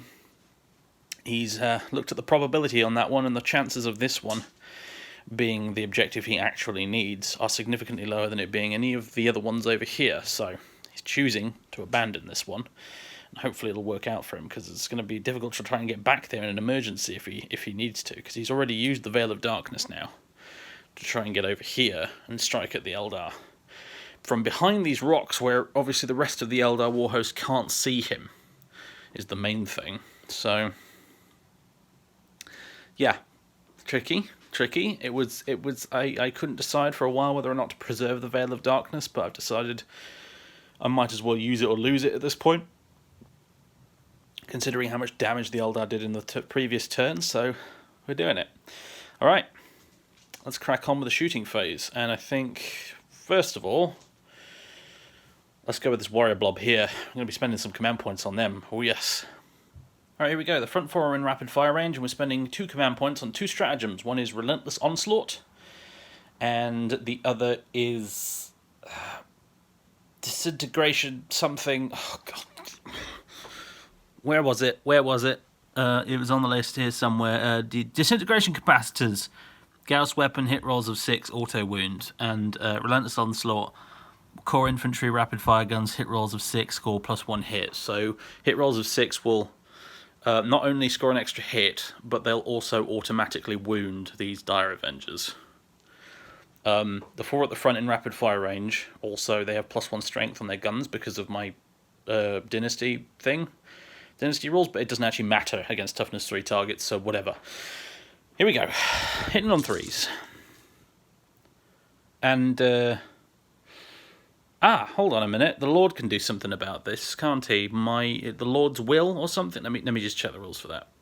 Yeah, back in the command phase, along with the Resurrection Orb, I kind of forgot to mention that he has this ability called the Lord's Will, so he can pick a unit within 9 inches of him, and they get to reroll hit rolls of 1 for the rest of the turn or whatever. So I think it's actually maybe until his next command phase, but whatever.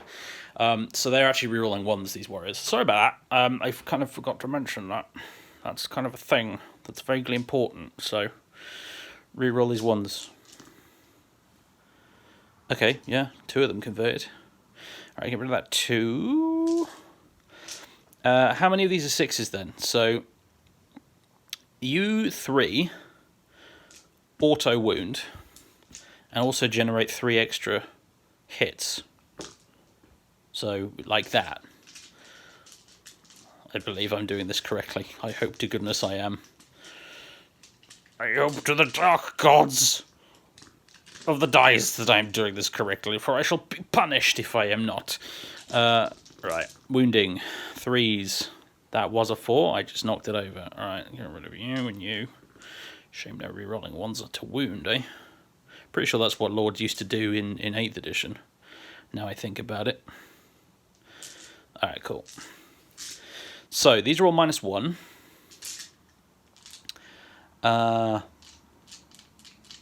Right. Yeah, these are all -1. And that means the Dire Avengers, they have a 5+ invulnerable save from Battle Fortune, or whatever it's called. Not Battle Fortune, sorry, the Shimmer Shield on the Exarch. So 5+ invulnerable save for them anyway. Boobily boo. They pass 1. Oh, good. Okay, so that is, and then these need to save as well because they were auto wounds. Okay, yeah, that's 1, 2, 3, 4, 5, 6, 7, 8, 9, 10. That's all the Dire Avengers dead. Yep, nice. Probably should have used lightning fast reflexes for 2 command points there as the Eldar player. Kind of forgot. Oh well, it's done now. Guess who's woken up? The Void Beast has awoken. We are doomed. Alright, back out here on the flank. These Immortals are going to fire all of their shots into these Swooping Hawks over here. What save do Swooping Hawks have? I think it's 5+. Right, they got 3 Tesla carbines between them. Here we go. 6s generate 2 hits. Right, that's 2 6s. And 1 regular hit, so that's... is it 2 additional hits or 2 hits instead of... Ugh, I gotta read it again. Alright, it does say 2 additional hits, so 2 additional for you, and 1 additional there. Lovely. Strength 5, so wound on 3s. Pfft, yeah, you just wound with everything. Perfect. Alright, 5 up saves for the Swooping Hawks. This time we will use lightning fast reflexes. So these... whoops, no, I should have already done that when they...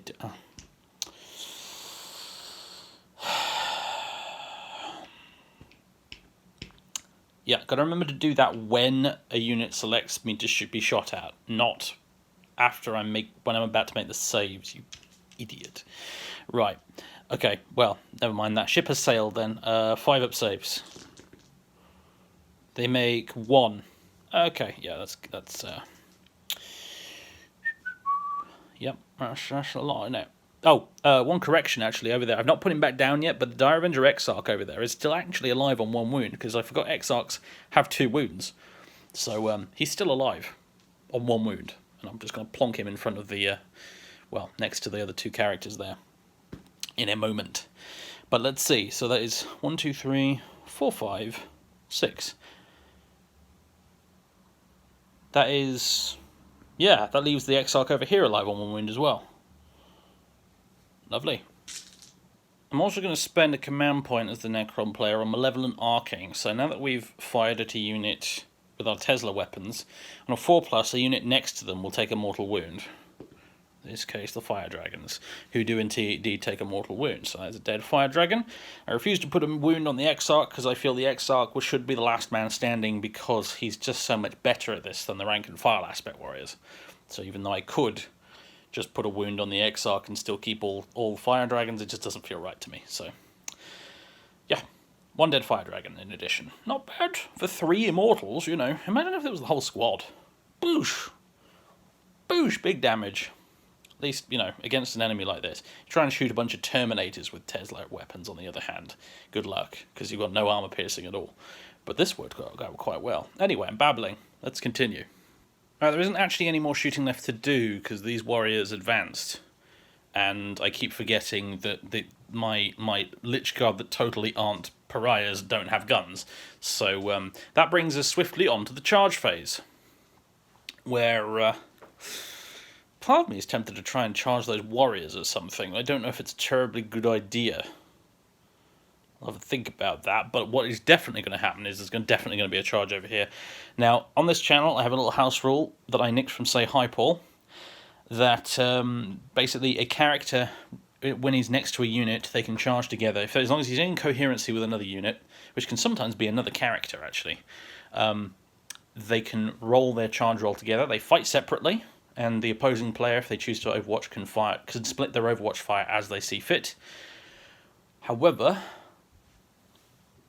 they will move together. They will charge together. So, one charge roll for the Lord, the Nameless One, and his Lich Guard. Needing a 9. Well, that's not a 9, is it? Alright, okay. No charge for him this turn. Which means no securing this obelisk. Which is a pain. But they will still, at least at the end of this turn, be 1 point ahead of the Eldar still, even without this. So things are still going the Necron's way on the point score side of things, so that's alright. Okay. Yeah, that's a shame. That would have been nice if that worked out. Let me see over here if I want to charge with the Necron warriors. They are pants in close combat, but you don't... Well, no, if I did charge, I'd have to relinquish the central objective, meaning I would only score 1 victory point at the end of this turn, instead of 2, which would leave me even Stevens with the Eldar, so actually, no, I won't do that. We'll stay where we are, keep the central obelisk under our control, and weather the storm of Eldar attacks coming back at us. I'd like to say that's going to be lessened now because of the Dire Avengers being almost all dead, and they are, that's true. However, they didn't even fire at us last turn, and we still lost like 3/4 of a Necron warrior squad, so... Well, then again, the Eldar did get ridiculously lucky, so... Okay.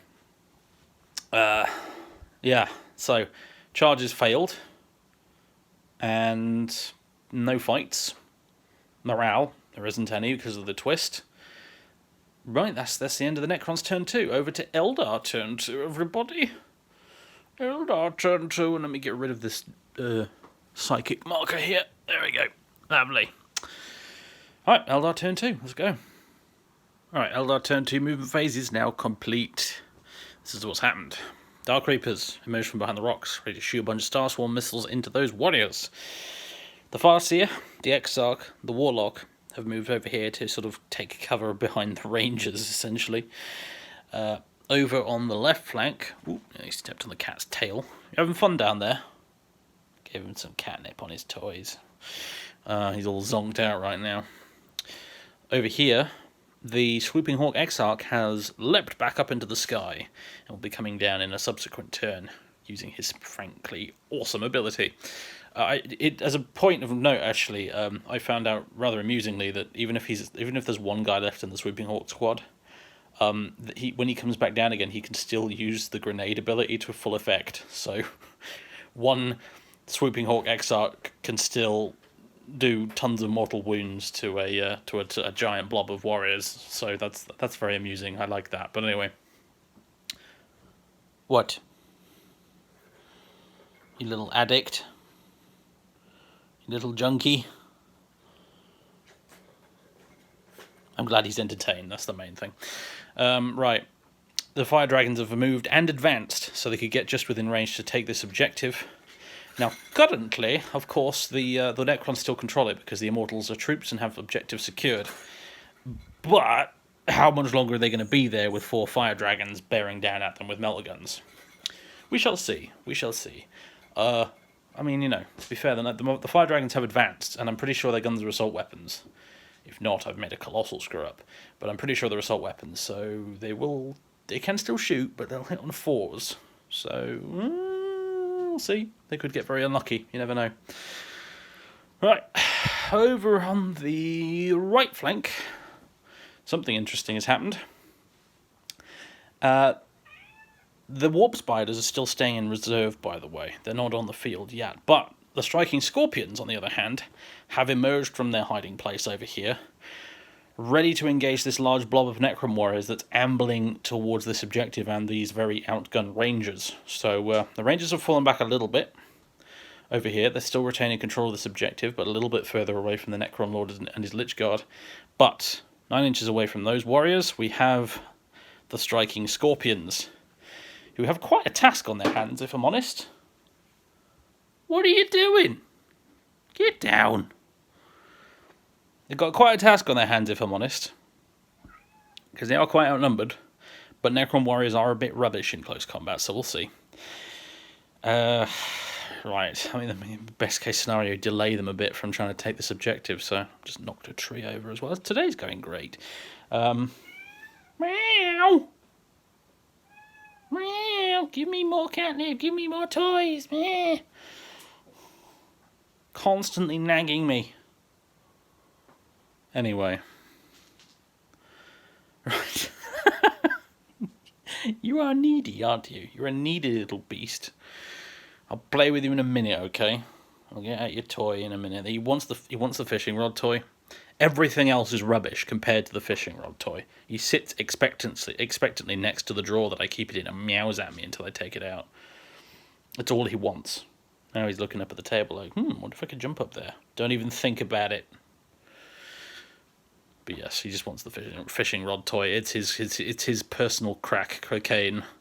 Much like this is mine, I suppose. Anyway. Where the hell was I? Something about striking Scorpions. Yeah, that was it. Yeah, the Warp Spiders are remaining in reserve still. They'll pop out at some point when hopefully they can make all the difference. But yeah, that's the movement phase for the Eldar done. It'll be shooting up next. Let's go start with the Fire Dragons over there, shall we? Cat, I need to... Yeah, okay, you go over there. I need to check the Fire Dragon's stats. He never looks out this window. Only now does he choose to do so.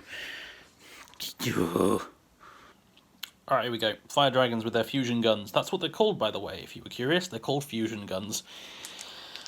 3 regulars to start with. Do the Exarch separately because you can re-roll. We have 2 misses. Hey, a bit cocked, that one. We'll throw that one up to the dice gods. The dice gods say no, so only 1 hit. Wins on a 2. Well, no, it doesn't. It wins on a 3. I think you guys are toughness 5, right? I think. Oh gosh, now I'm gonna have to check. Oh yeah, they're toughness 5, so that fails to wound. Right, the Exarch now. Boop. He hits. He wounds. I don't believe you get a save, good sir, so you are just straight up dead. However, do you get back up again? No, you don't. Alright, so 1 immortal is toast. Well, molten slag, really. However, 2 of them are still remaining, so the Fire Dragons are actually going to have to charge them and try and kill them in close combat if they want to claim this objective, instead of the Necrons. Ooh, spicy. Alright, cool. That's interesting. Didn't see that going that way, if I'm honest with you. But hey. Right. Shall we move over into the middle? Yeah, let's do that. Dark Reaper's up next. Alright, Star Swarm missiles again. With an extra shot from the Exarch, whose power I selected for him as he gets an extra shot with his weapon. I feel like I may have forgotten that last turn. Whoops. Never mind. Right. Okay. I just dropped a dice. Let's get another one.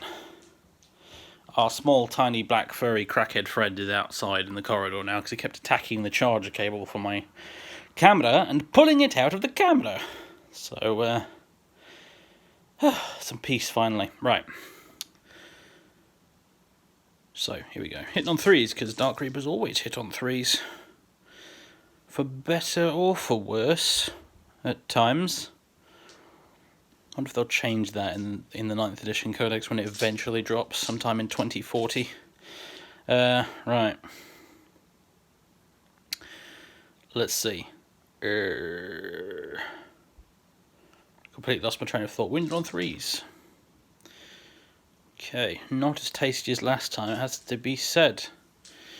6 up invulnerable saves. None are made. 5 up, do they get back up again? Yeah, okay, that's reanimation protocols working as it probably should. Yeah. 3 warriors were brought down with Star Swarm missiles. 3 warriors got straight back up again, reassembling themselves on the spot. Necrons. Right, let's go over here. Rangers next. Whoa, whoa, whoa, whoa, whoa, whoa, whoa, whoa.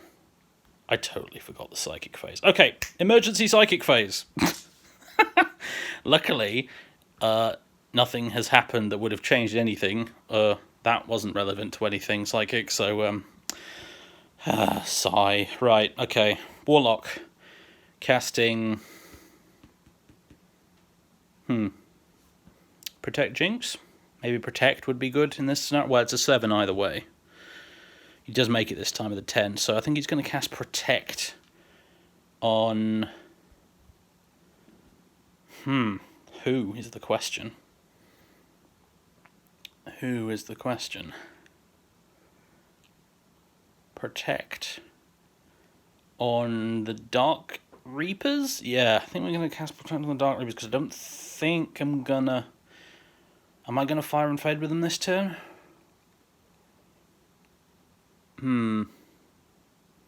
Should I Fire and Fade with them? It might be better to give the Necron Warriors something better to shoot at than these guys. Or do I want to jinx them? Lower their armor save by 1. Bearing in mind I kind of already shot with these guys, and it wouldn't have made a difference with them anyway. So the only thing that would be affected is this Dire Avenger and these Rangers. And, I don't know, maybe those Rangers over there as well. Nah, let's do Protect on the Dark Reapers. Let's do that. Protect on the Dark Reapers. Successfully cast, they get +1 to their saves. Right. Now the Farseer. Caranthir. Executioner on those warriors. Needs a 7. Definitely gets it with an 11. Damn, should have been a smite. D3 mortal wounds. 2 mortal wounds. 2 dead warriors. So another D3. For 3. Okay, 5 warriors are brought down. 1, 2, 3, 4, 5. Doom? Should we do Doom next? Let's do Doom next. What shall we doom?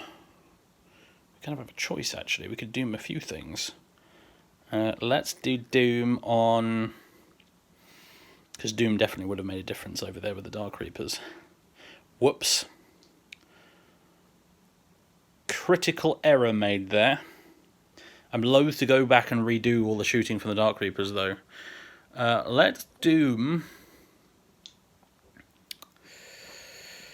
Let's Doom... Let's not Doom... Let's Doom... Let's not Doom... Because I can use Unparalleled Mastery to Doom and... Sorry, I got cut off in the middle of my deliberations there by the battery being too low. I hate iPhone charger cables. I'm filming this on an iPhone if you're curious, and charger cables for iPhones, specifically the socket, are just the worst because it doesn't snugly fit in there at all. It just kind of wobbles around and constantly falls out all the time. That's what she said. Right, I'm going to doom them. Yeah, I'm going to doom them. Need a 7. Yeah, we get it with an 8. They are now doomed. Doomed. Where did I put the little marker thing? In my pocket. There we go. You're doomed again. There we go. And then we'll pay another command point for Unparalleled Mastery. And we'll smite you. Okay, that's a 9. Perfectly reasonable. D3 more wounds. For 1. A little less brilliant, but it'll have to do. 1 more warrior is taken down. So we got 6 of them. That's not bad. Certainly not bad. By any stretch of the imagination. It's just turn 1 psychic phase was monstrous. Okay, right. Back. After that little flashback, we return to the shooting phase. Return to your regularly scheduled programming with 5 sniper shots from these rangers hitting on 3s against those Necrons. And I'm only today realising, really, that the mortal wound ability of snipers against Necrons is kind of nice, actually. It's kind of nice. So anyway, they'll hit on 3s.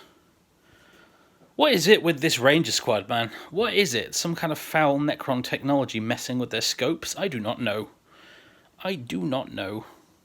There is no way to reroll that, unfortunately. Alright, so 1 hit. It wounds and does a mortal wound, though, so that's okay. Does the Necron get a save?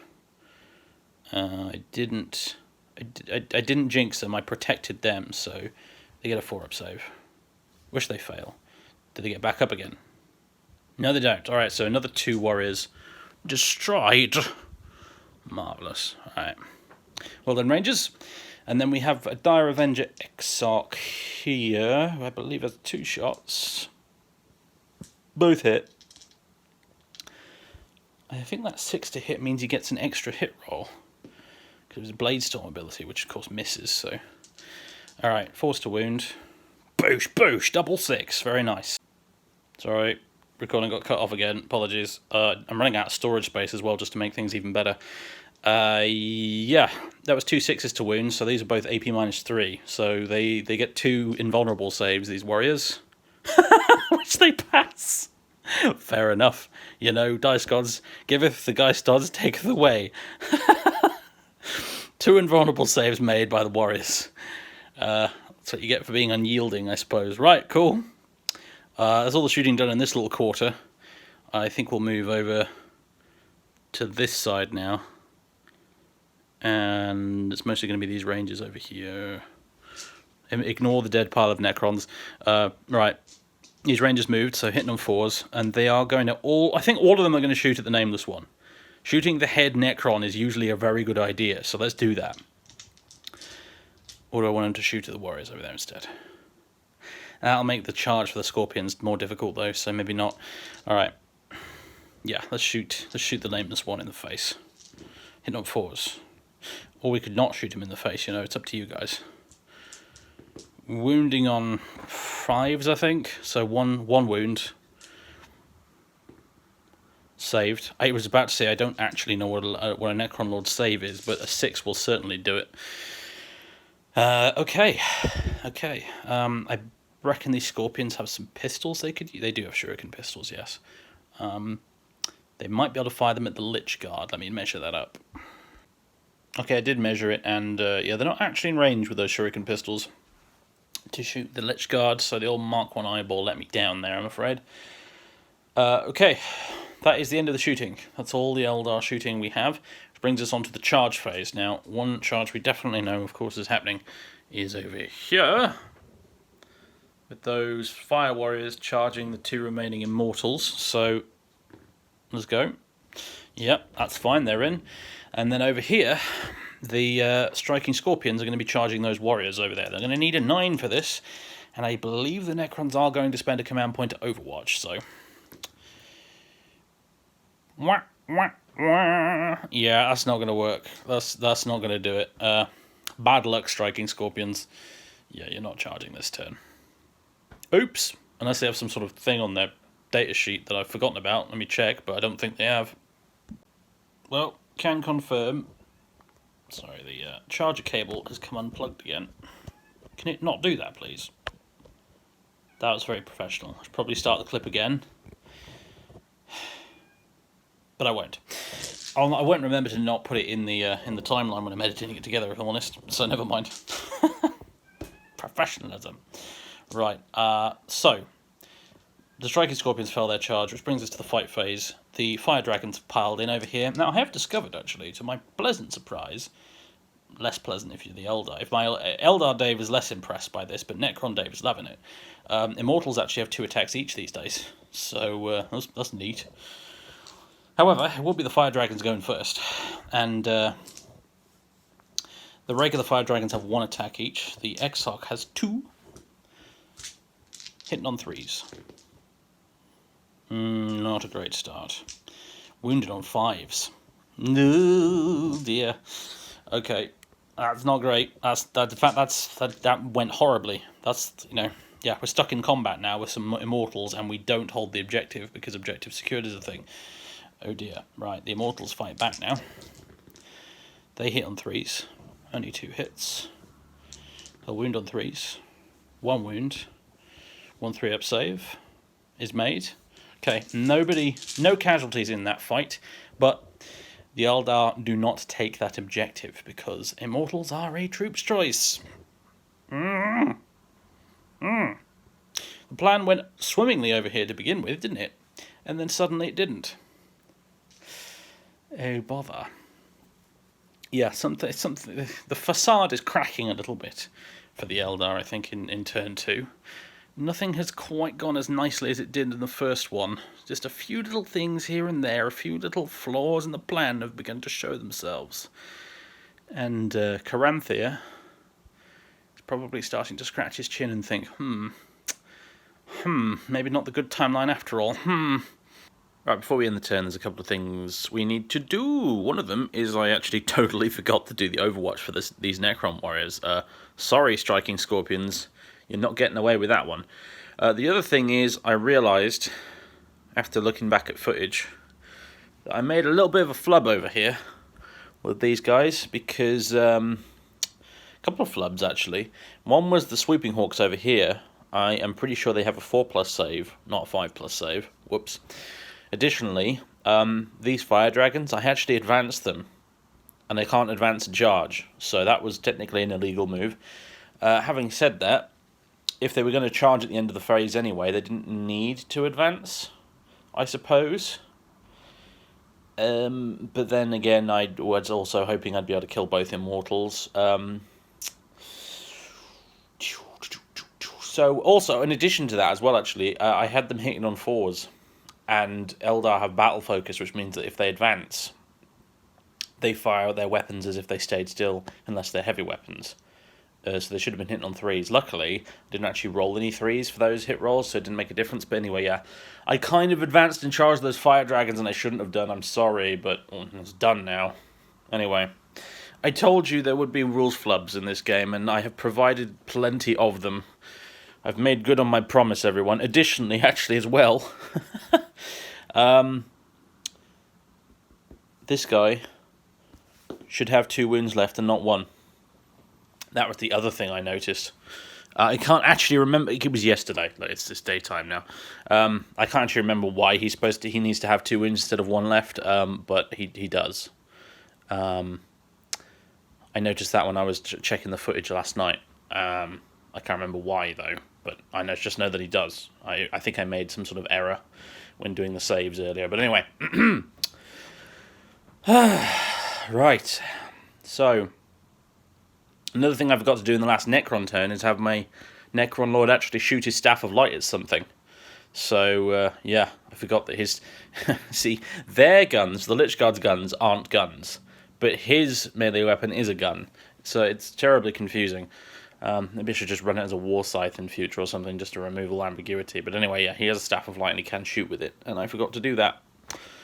Whoops! Right, anyway.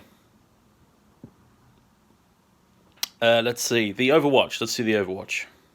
Alright, rolled all those dice off camera, and the Striking Scorpions have 4 saves to make at -1. Which is 4 ups. Actually, they make 3 of them and only fail 1, so a single Striking Scorpion is kaput. He is dead. His Spirit Stones will hopefully be recovered later. And yeah, that's the Overwatch done. I expected much worse, actually, than that, if I'm honest with you. There was a lot of dice rolled there from the Warriors. But the Striking Scorpions seem to have lucked out, only taking a single casualty. Right, good. Okay, that is now the end of the Eldar turn. No morale to do because of the twist. And so, that brings us to battle round 3, turn 3 for the Necrons. Let's go reveal their next... Actually, first thing we'll do is we'll roll for the objectives. Let's see, 1, 2, 3, 4, and then 5, 6 will be rerolls. 1, 2, 3, 4. 1, 2, 3, 4. All right. So this objective, the one currently held by the Eldar. Oh, actually, that's a good point. How many points did the Eldar score? Let's see, just 2. Yeah, just 2. So, but yes, this objective is no longer active. This obelisk does not contain the activation rune. It has been determined. And so it is therefore now worthless. The remaining 3 objectives in the game are those ones over there. So everybody in this area finds themselves quite out of place at the moment. And this is precisely why SorcererDave, well, Caranthir really, if we're being all immersive about it, that's precisely why Caranthir elected to leave his warp spiders in reserve. So we can try and pin down where that final location is a bit more before bringing the reserves in. Anyway, yeah, so let's go do the command protocols. Yeah, that's what they're called. Let's go do the command protocols, and then I'll join you for the Necron's turn. Alright, here we go. Let's turn this one back over. What is command protocol number 3? We have Protocol of the Conquering Tyrant. The legions employ the strategies of their masters in perfect synchronicity, laying down hails of mechanically coordinated fire. Directive 1. Add 3 inches to the range of this unit's aura abilities to a maximum of 12 inches, and increase the range of the following abilities this unit has by 3 inches to a maximum of 12. Lord's Will, My Will Be Done, Rights of Reanimation. Okay. Directive 2. This unit is eligible to shoot in a turn in which it fell back. But if it does, then until the end of the turn, each time a model in this unit makes a ranged attack, subtract 1 for the attack's hit roll. I don't believe the Necrons have anybody. Actually, no. The Immortals are in combat currently, but they're nowhere near the Lord, so they won't benefit from these command protocols. So I think what we'll just do is we'll go with Directive 1, because what they'll do is just boost the range of what's it called? The Lord's Will. So up to 9, 10, 11, 12, so 12 inches range on his ability there. That could be quite useful, actually. Give reroll 1s to maybe that big blob of warriors or something. We'll see. Anyway, right. Let's let's do that. All right. So Necron command phase. Maybe we're going to cut the camera there. Not going to cut the clip at all. Necron command phase, the Lord's Will. Let's put it on. No, that's a good question. Do we put it on these guys over here? Or do they not necessarily really need the boost? Should we put it on these guys over here? So they can reroll 1s. Because what are they going to be doing? They're going to be taking on those Dark Reapers and maybe the Rangers and so on and so forth over there. But then again, they might not be moving very far because we still want to secure that central objective. So, although the Scarabs can do that, they're here. I almost forgot about them. Yeah, the Scarabs can secure the middle, and these warriors can then move forward. Yeah. Alright, maybe not a brilliant idea, but I'm going to do that. I'm going to put the Lord's Will on this unit of Necron warriors. And, yeah, now I'll come back to you at the end of the movement phase. Alright folks, Necron movement phase is done. This is what's happened. The warrior blob of doom has marched 5 more inches in the direction of those rangers and scorpions. That objective is no longer of any use to the Necrons, or the Eldar for that matter. But they have their orders, regardless. They're going to go and turn as many of those little space elves into green goo as possible. Meanwhile, in the centre, the Scarabs have moved over to secure the central objective. And the Lord and his Lich Guard, as well as these warriors, have moved down through this little canyon thing here towards the Eldar HQ units and the Dark Reapers. Over here, the Immortals have remained in combat with the Fire Dragons because we might as well. There's no point in letting them shoot at us next turn. Now, the Eldar Fire Dragons can fall back and shoot next turn, but they'll have to spend a command point to do it. In the meantime, we'd like to try have another go at clobbering them again in close combat, and still retain control of this objective for another turn. I mean, I'm a little bit surprised that the Immortals have lasted as long as they have, but fair play to them, right? Anyway. Yeah, the plan over here, more or less, these warriors are going to open fire. See, their options are this. They can open fire at the Dark Reapers, which are protected currently, so they've got 2+ saves, I think. And they can do that with rapid fire. Alternatively, they can shoot at maybe these Rangers, and they're just close enough to the Rangers to make sure they don't get any fancy cover save malarkey. So that's also an option. Obviously, they'll get less shots to do that with, though. What the Lord and his Lich Guard want to do, I almost called them pariahs. What the Lord and his Lich Guard want to do is they probably want to charge the Dark Reapers. So I'm leaning towards having these warriors, having him command the warriors to shoot at this little blob of Eldar over here, while he and his Lich Guard will take care of these. Now, he does have a Staff of Light. I've remembered it this time, and I think he's going to use it possibly to shoot this Dire Avenger Exarch. I reckon. Might be what he does. Yeah, probably.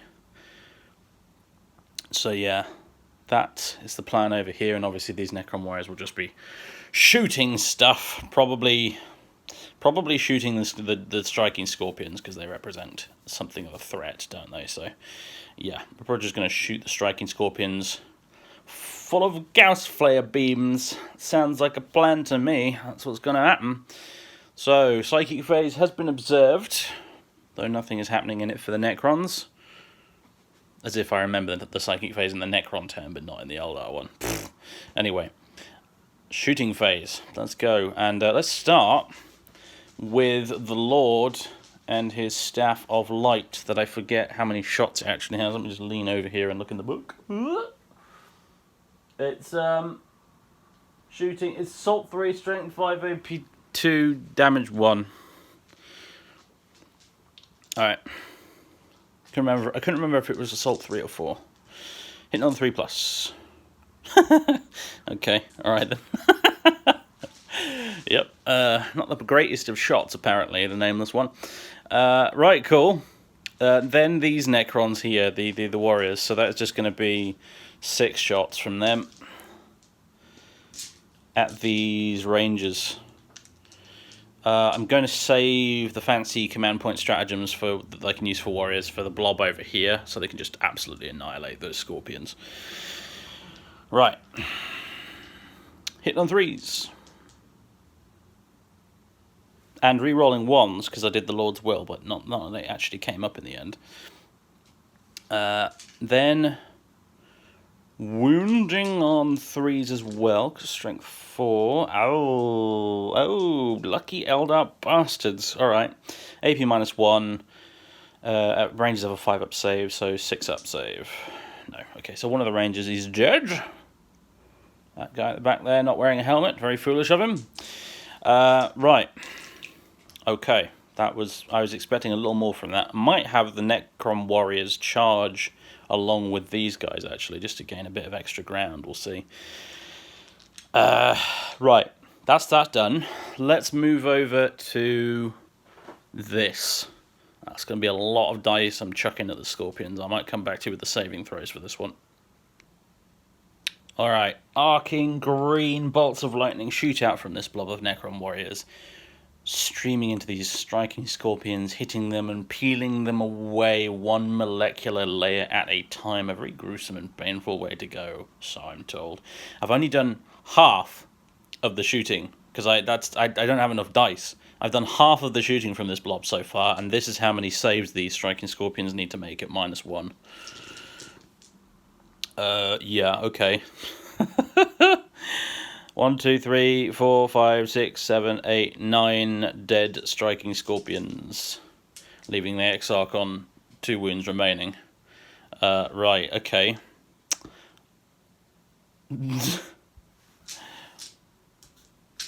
Just out of curiosity, let's roll the other half of the shots. Okay, we have 2 auto wounds. Let's see if he saves those. He does save those. And then... okay. Wounding on 3s. Okay. I think that was a 3 in there I accidentally took out. There we go. Yeah, he's dead as well. Alright, the striking scorpions are completely wiped. They, yeah, that's typical striking scorpions, if I'm honest with you. They appear an ambush out of the terrain, stand there like lemons, and then get shot. They really desperately need some kind of reroll charges or something. They really, really do. Like, if they're deep striking, they need some sort of additional inch for charges or something to make it a bit more reasonable. Because this is what they're supposed to do. They're supposed to ambush. This is their whole thing. It's not like Howling Banshees, where you'd be better off getting them out of a transport or something, you know, deploying them out of a Wraith Serpent? No, a Wave Serpent. and having them charge the enemy. The whole thing with striking scorpions is they're supposed to lay in wait in ambush and then reveal themselves and attack. But they just can't do it. They just can't make that 9-inch charge. It can't be done. Most of the time. And then this happens. They just get killed. Now, perhaps that's on me for setting them up next to a target that could easily kill them if they fail the charge, but then, like, what's even the point if you can't use your striking scorpions against anything but, like, unarmed civilians? What's the bloody point?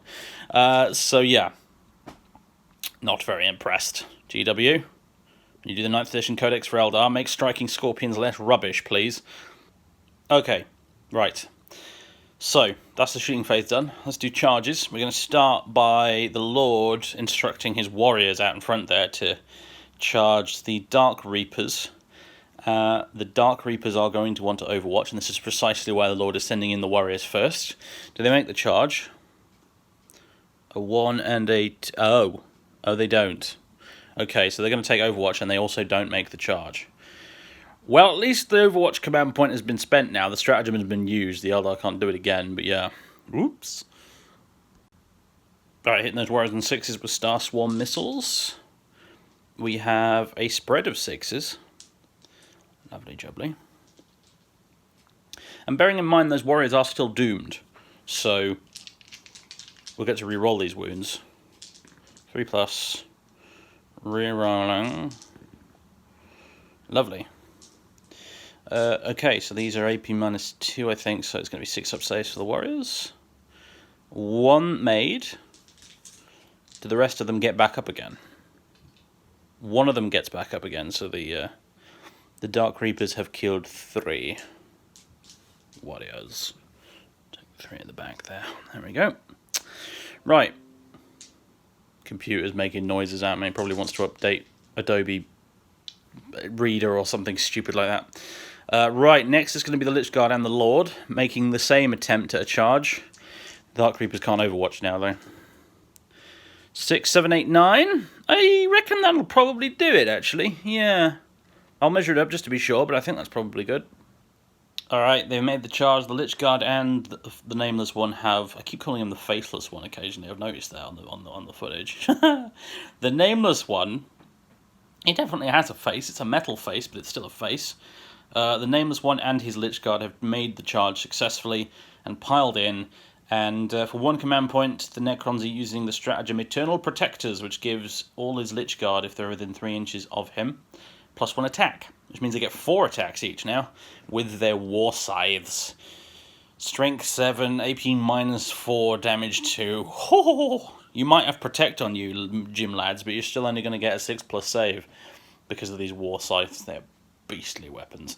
Alright, let's go. Hitting on the 3s, though, but they don't get any rerolls because I used the Lord's Will on the Necron Warriors, which possibly wasn't the cleverest thing I've ever done, but hey. Alright, get rid of those. And that. If you had an Overlord, you could use My Will Be Done to make them hit on 2s, which would be kind of sweet. But again, I probably still would have used it on a ranged weapon unit. Right, now wounding on 3. Wait, no, 2s actually, because they're strength 7. So wounding on 2s against these puny elves.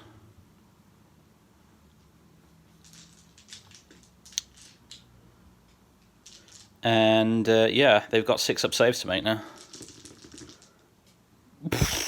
Okay, Dark Reapers, no need to take the piss. 6 saves made. 5 failed, however. That will kill everyone but the Exarch. There we go.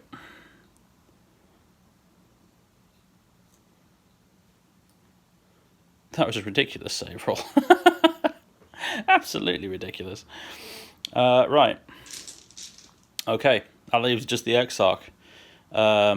Is he going to interrupt? No, I don't think so. It's not worth it at this point. So, I'll just, we'll leave him as he is. I'll have the Lord pile in. Now, Lord, he'll once this. Well, you guys can consolidate, actually. That's a good point. I was going to say, though, that the Lord would look awfully exposed after doing that, but the thing you have to remember is that you cannot shoot a Necron Noble or character or whatever at all, regardless of how close to you he is, if he's within 3 inches of Lich Guard. It's one of their rules, which is kind of neat. Because bodyguarding characters can sometimes be a real geometrical... What am I... geometrical? No.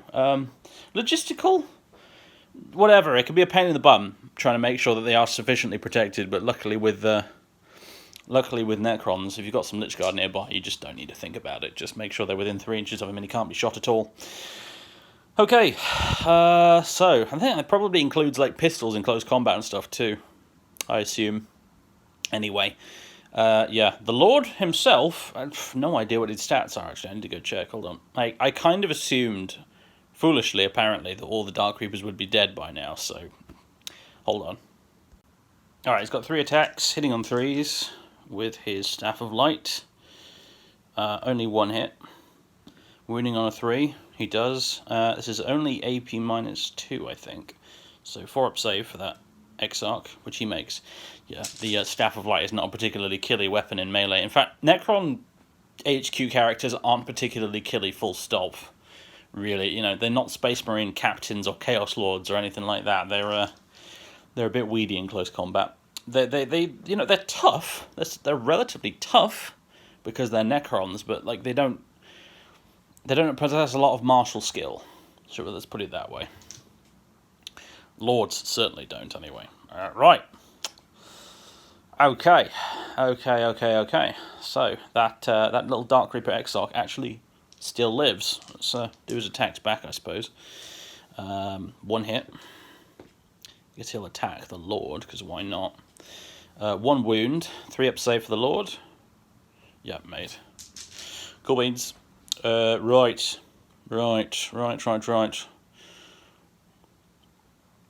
Okie dokie. Right, it's a bit of a shame, because a consolidate move from a successful combat there might have been able to get us within striking distance of that obelisk. Of course, these rangers have objectives secured, but you know, a little bit of free movement isn't a bad thing. Right. Next up, we're gonna go over to the fire dragons now. I should have really done them first before this Exarch. Pretend that I did that. Rules flubs for the win, hooray!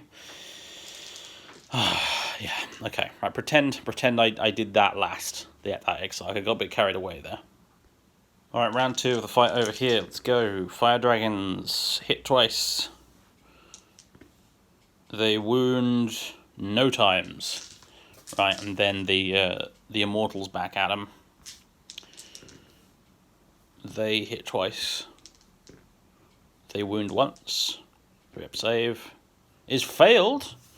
Another fire dragon bites the dust. Okay. Then the Exarch would have fought back, and then that would bring us to the end of the fight phase. I just dropped a dice. Yeah. It's gone okay, hasn't it? I suppose.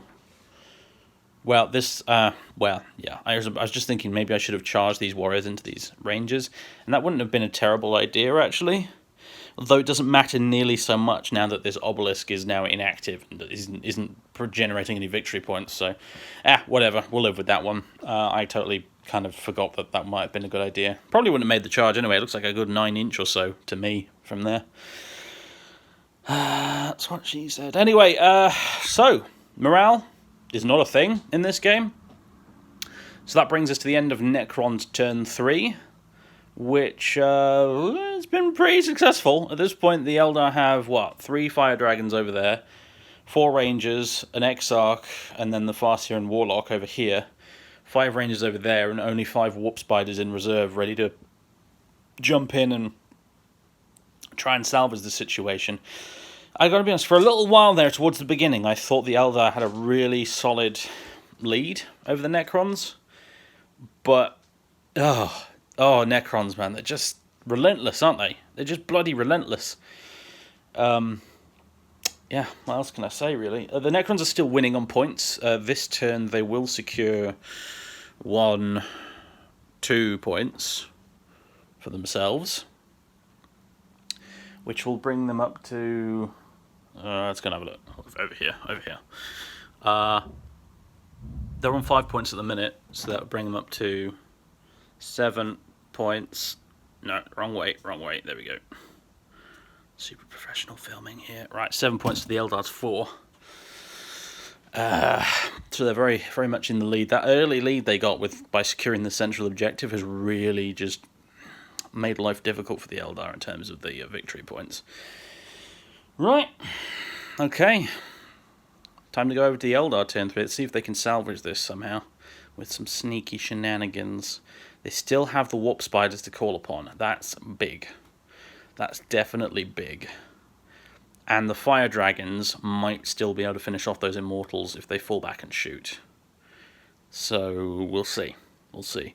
The Farseer is definitely in trouble though, with all this bearing down on him. Caranthir is in a spot of bother. He's going to have to do some serious smiting. Let's put it that way. Some serious smiting. Okay. Eldar turn 3, let's go. Alright folks, it's the end of the Eldar turn 3 movement phase. And some thinking was had. Some definite thinking was had. So this is what's happened. These guys are all staying where they are. Could have moved them back a little bit, but I think I'm just going to leave them where they are. Actually, you know what? Hold on. Oh, there we go. I used my brain, I think. So what's happened is I've moved the Rangers over here. They're still within controlling distance of that objective. I've also moved the Exarch and the 2 HQ characters back in this direction, and the Dark Reaper Exarch has fallen back over here. We've split into 3 directions because it now gives... possibly should have moved you guys a bit over that way like that. There we go. I promise I'm done now. It now basically gives the Necron Lord and his Lich Guard 3 options of where to go. So he can not charge the Exarch and be shot by him with Starswarm missiles. He gets 3 shots a turn, does that guy. He can charge these guys and take out the Eldar characters, including their rather powerful Farseer. Or they can charge the Rangers and try and take the objective off the Eldar, whichever they feel is more important. But it gives the Nameless Ones some choices, some tactical choices to make, which is probably good, right? Elsewhere, these Rangers have moved this way. I was tempted to send them in this direction so they could start trying to make a run towards the central objective, but I realised that what would happen is they'd be easily caught by these Necron warriors going around the corner here and then shooting them to bits. At least if they go this way, they stand a little bit of a chance of surviving. They've only moved, they haven't advanced, they can still shoot, and they're probably going to be shooting at those Lich Guard. What else? If we go around the battlefield this way, the Fire Dragons have fallen back out of combat, and I've preemptively, reduced the command point off the command point wheel thing, because they're going to be able to. We're going to have them fall back and shoot, feigned retreat or whatever it's called. It's the stratagem.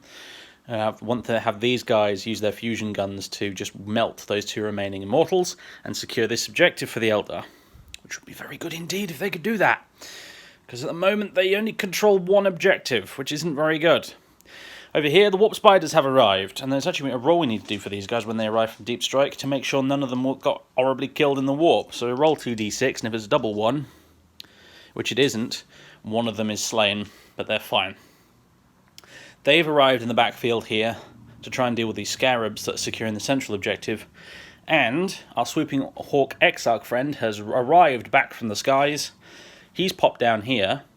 He's going to aid, hopefully, in trying to get over there and deal with those Scarabs. But he's also just close enough to drop a massive grenade pack right on that big blob of warriors. So, the Eldar plan, such as it is basically to take this objective by killing those immortals. It is to kill these Scarabs and either kill them out right now or make a charge and finish them off and take the central objective. One problem they face in future turns is these 3 warriors who have objectives secured. They might be able to go back to the centre and take the objective back. So we might want to try and do something about those warriors. Obviously, the big shambling blob of Necrons is going to potentially be an issue in future turns. And the Lich Guard and the Lord, obviously, are a massive issue that needs to be dealt with over here. And I don't think it can be easily dealt with in a single turn. Now, Caranthir is probably going to throw every bit of psychic might he has at them. However, these are multi-wound models, which means they're going to be more difficult to kill off with Executioner. and he can't smite those warriors because they're not the closest target right now. So hoping for some good psychic rolls really is the main thing. And yeah, these rangers have moved as of those ones, so they'll be shooting terribly as usual. And this Dark Reaper will not be shooting because he fell back, and I need to have the Fire Dragons shoot instead of him right now, so they've been given the stratagem.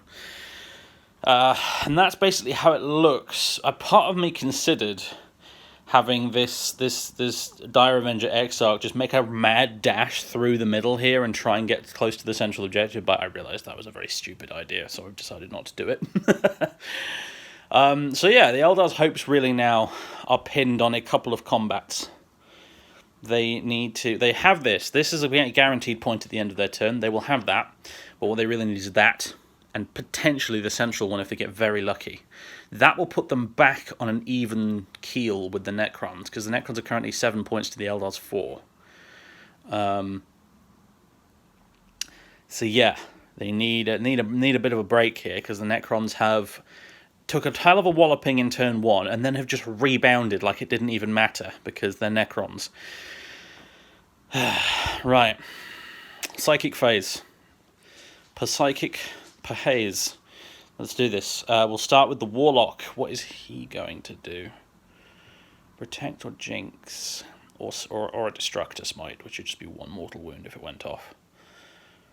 Protect, Jinx. Who would we protect and who would we Jinx? Obviously, jinxing the Lich Guard is probably a good idea. They only have a 3+ armor save with the War Scythe. They don't have the Dispersion Shields, which is the other loadout option for them, which gives them an invulnerable save. So, yeah, I guess we'll try and jinx the Lich Guard. Let's see. 5, 6, 7. Yeah, they gets it. The Warlock finally manages to cast a spell correctly. So these Lich Guard, they are now jinxed. If I can get the right token. Come on, where is it? Where did I put the token? Oh, whatever, this one I'll have to do. There we go. I tend to use the red eyeball for debuffs and the green one for buffs. But whatever. So they are now jinxed. So they're down to a 4+ save. Right. Next up, Caranthir. He is going to cast Destructor. No, not Destructor. What the hell? That's the Warlock's thing. He's going to cast Executioner. That's the one. On the Lich Guard.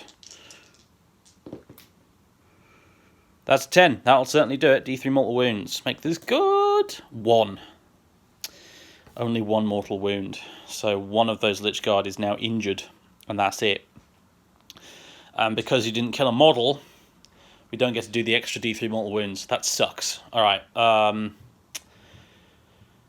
Doom them. 5, 6. Oh no! Right, okay, we get Runes of the Farseer. Lets him re-roll this. An 8, that'll do. Right, they are now doomed as well as jinxed. Good stuff. Then, finally, 1 more command point for Unparalleled Mastery, and we're going to do a regular smite. Not on a 4, we're not. Right, now, because he's a Seer of the Shifting Vector, I have another of these rerolls. On an 8, that will do it. D3 mortal wounds. 3, yeah, that is gonna... I think that's gonna kill 1 Lich Guard. And then it's going to kill another Lich Guard. Alright, that's a good start. We'll take that. I have to admit, in retrospect, what I should have done there is do the Smite first, and then Executioner second. Because that would have stood a better chance of having some success. But never mind. Every day's a school day. Learn something.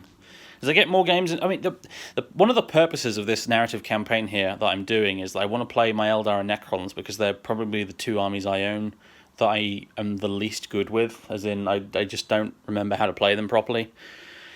So one of the objectives of this campaign, aside from having a fun narrative campaign, is also to help me really get my head around Eldar and Necrons. So that is a learning moment we just had right there. I shall try and remember that for the future. Right, Psychic phase done. It is done. It is finished. Now we shall go to the shooting phase. And I think we'll start with, I don't know, this Dire Avenger Exarch. Shooting the Lich Guard. Let's see.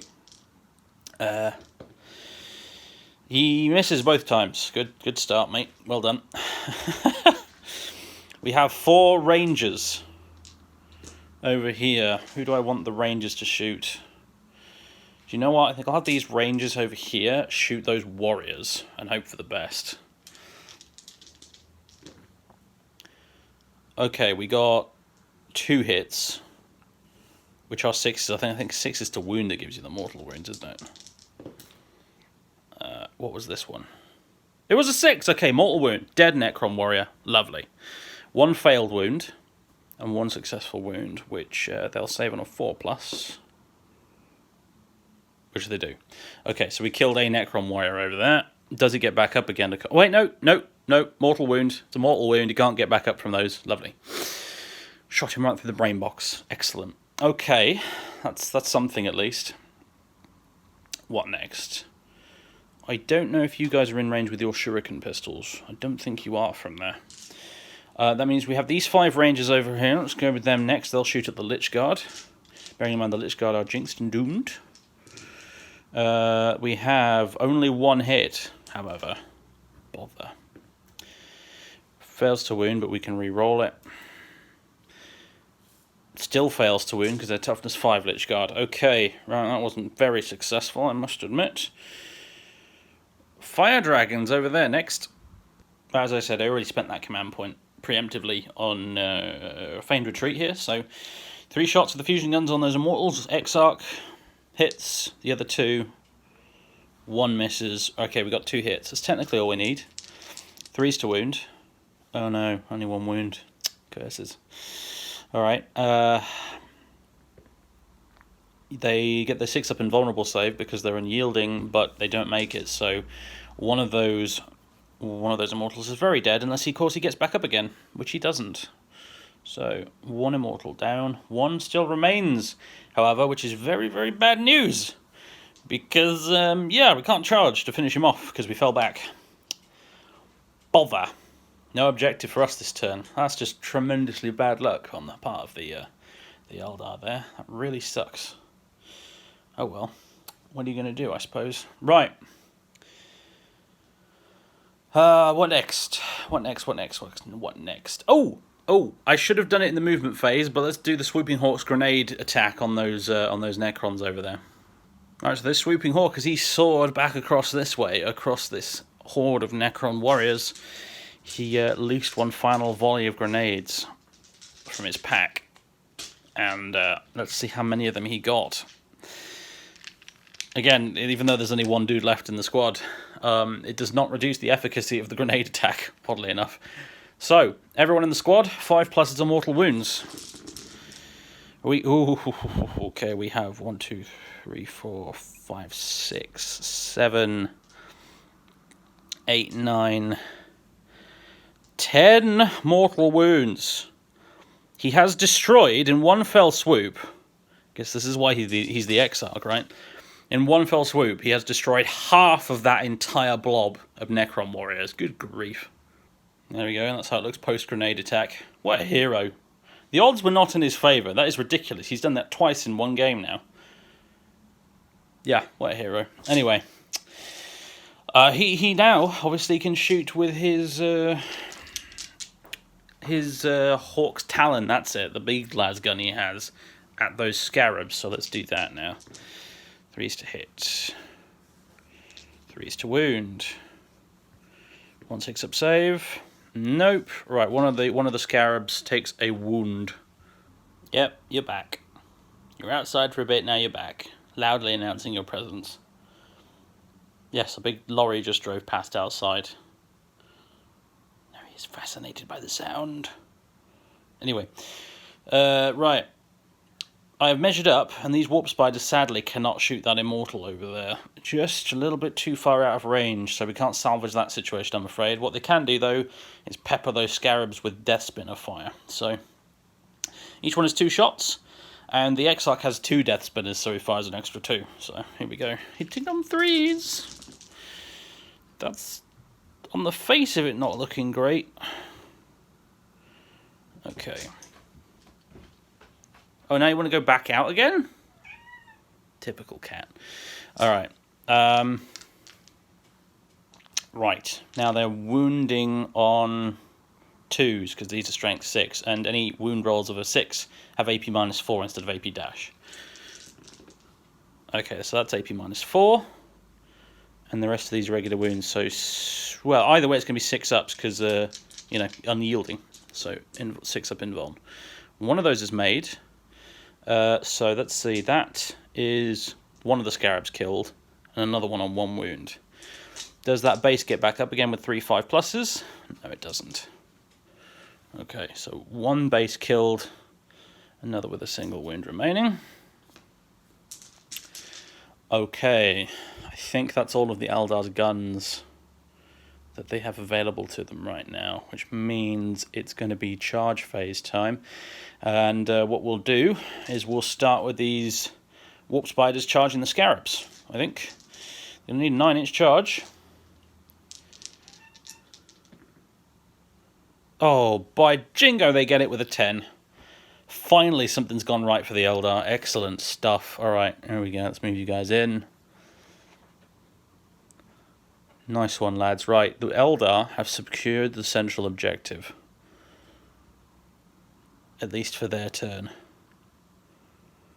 Great googly moogly. That needed to happen. Right, what about the Swooping Hawk Exarch? Can he also join them in the melee? No, he can't. All right. Something finally went right, though. Gonna be any charges over there? I don't think so, if I'm honest. So, yeah. Right, fight phase it is. All right, here we go.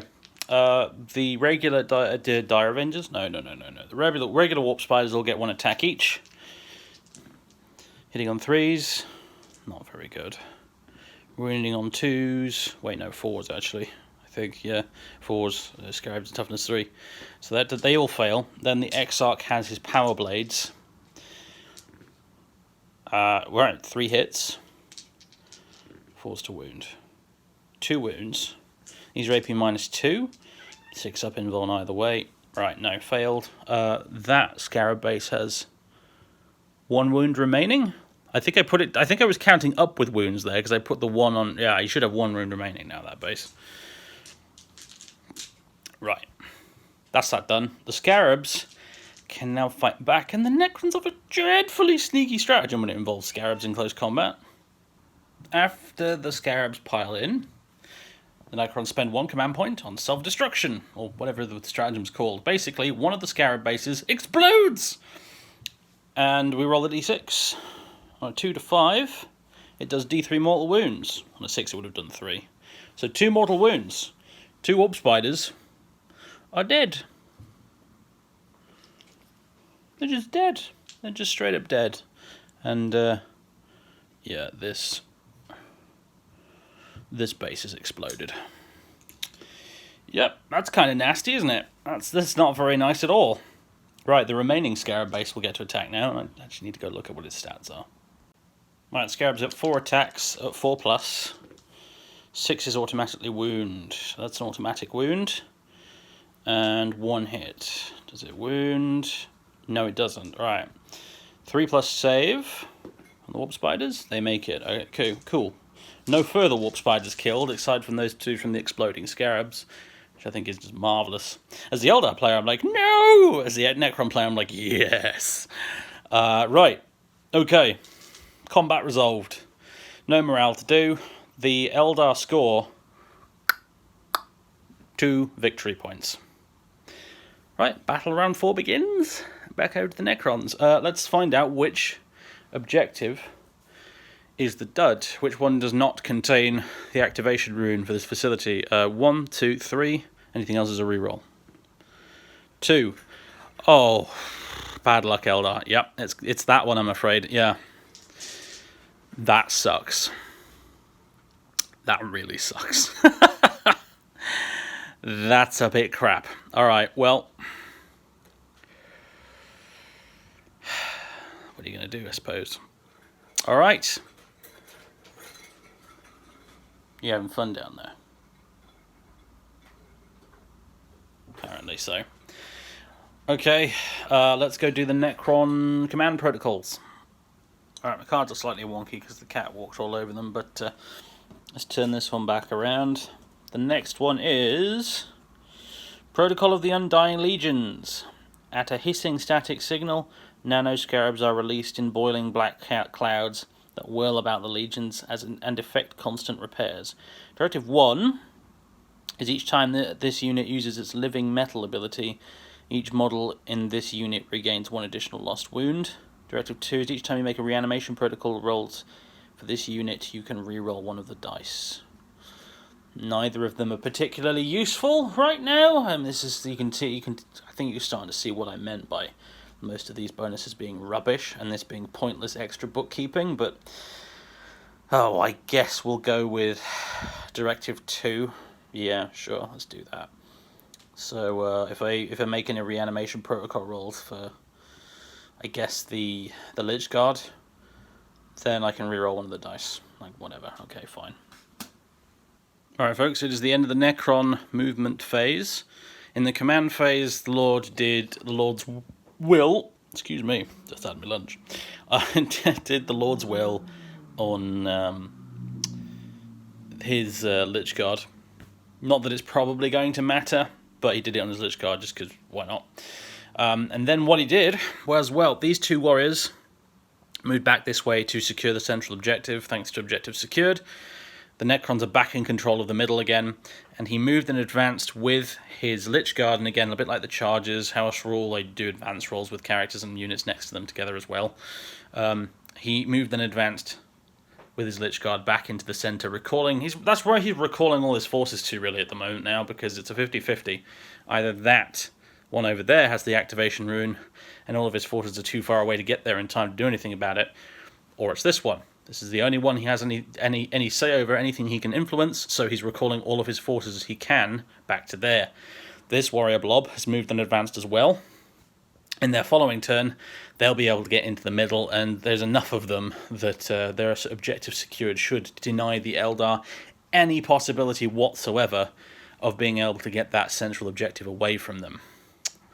But it's going to come down to a very important dice roll at the beginning of battle round 4. As to which one of these is the real one. But anyway, that's about the shape of it.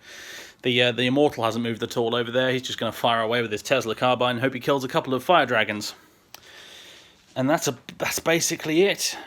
So shooting comes down to pretty much just the Immortal over there, because I left the Scarabs in close combat with the what they call the warp spiders, because I figured that having the last actually no, stupid idea. I've just realised, I was about to say, I was thinking having the last base self-destruct would probably kill more warp spiders than I might do with shooting, but then I just realised the warp spiders will get to fight first.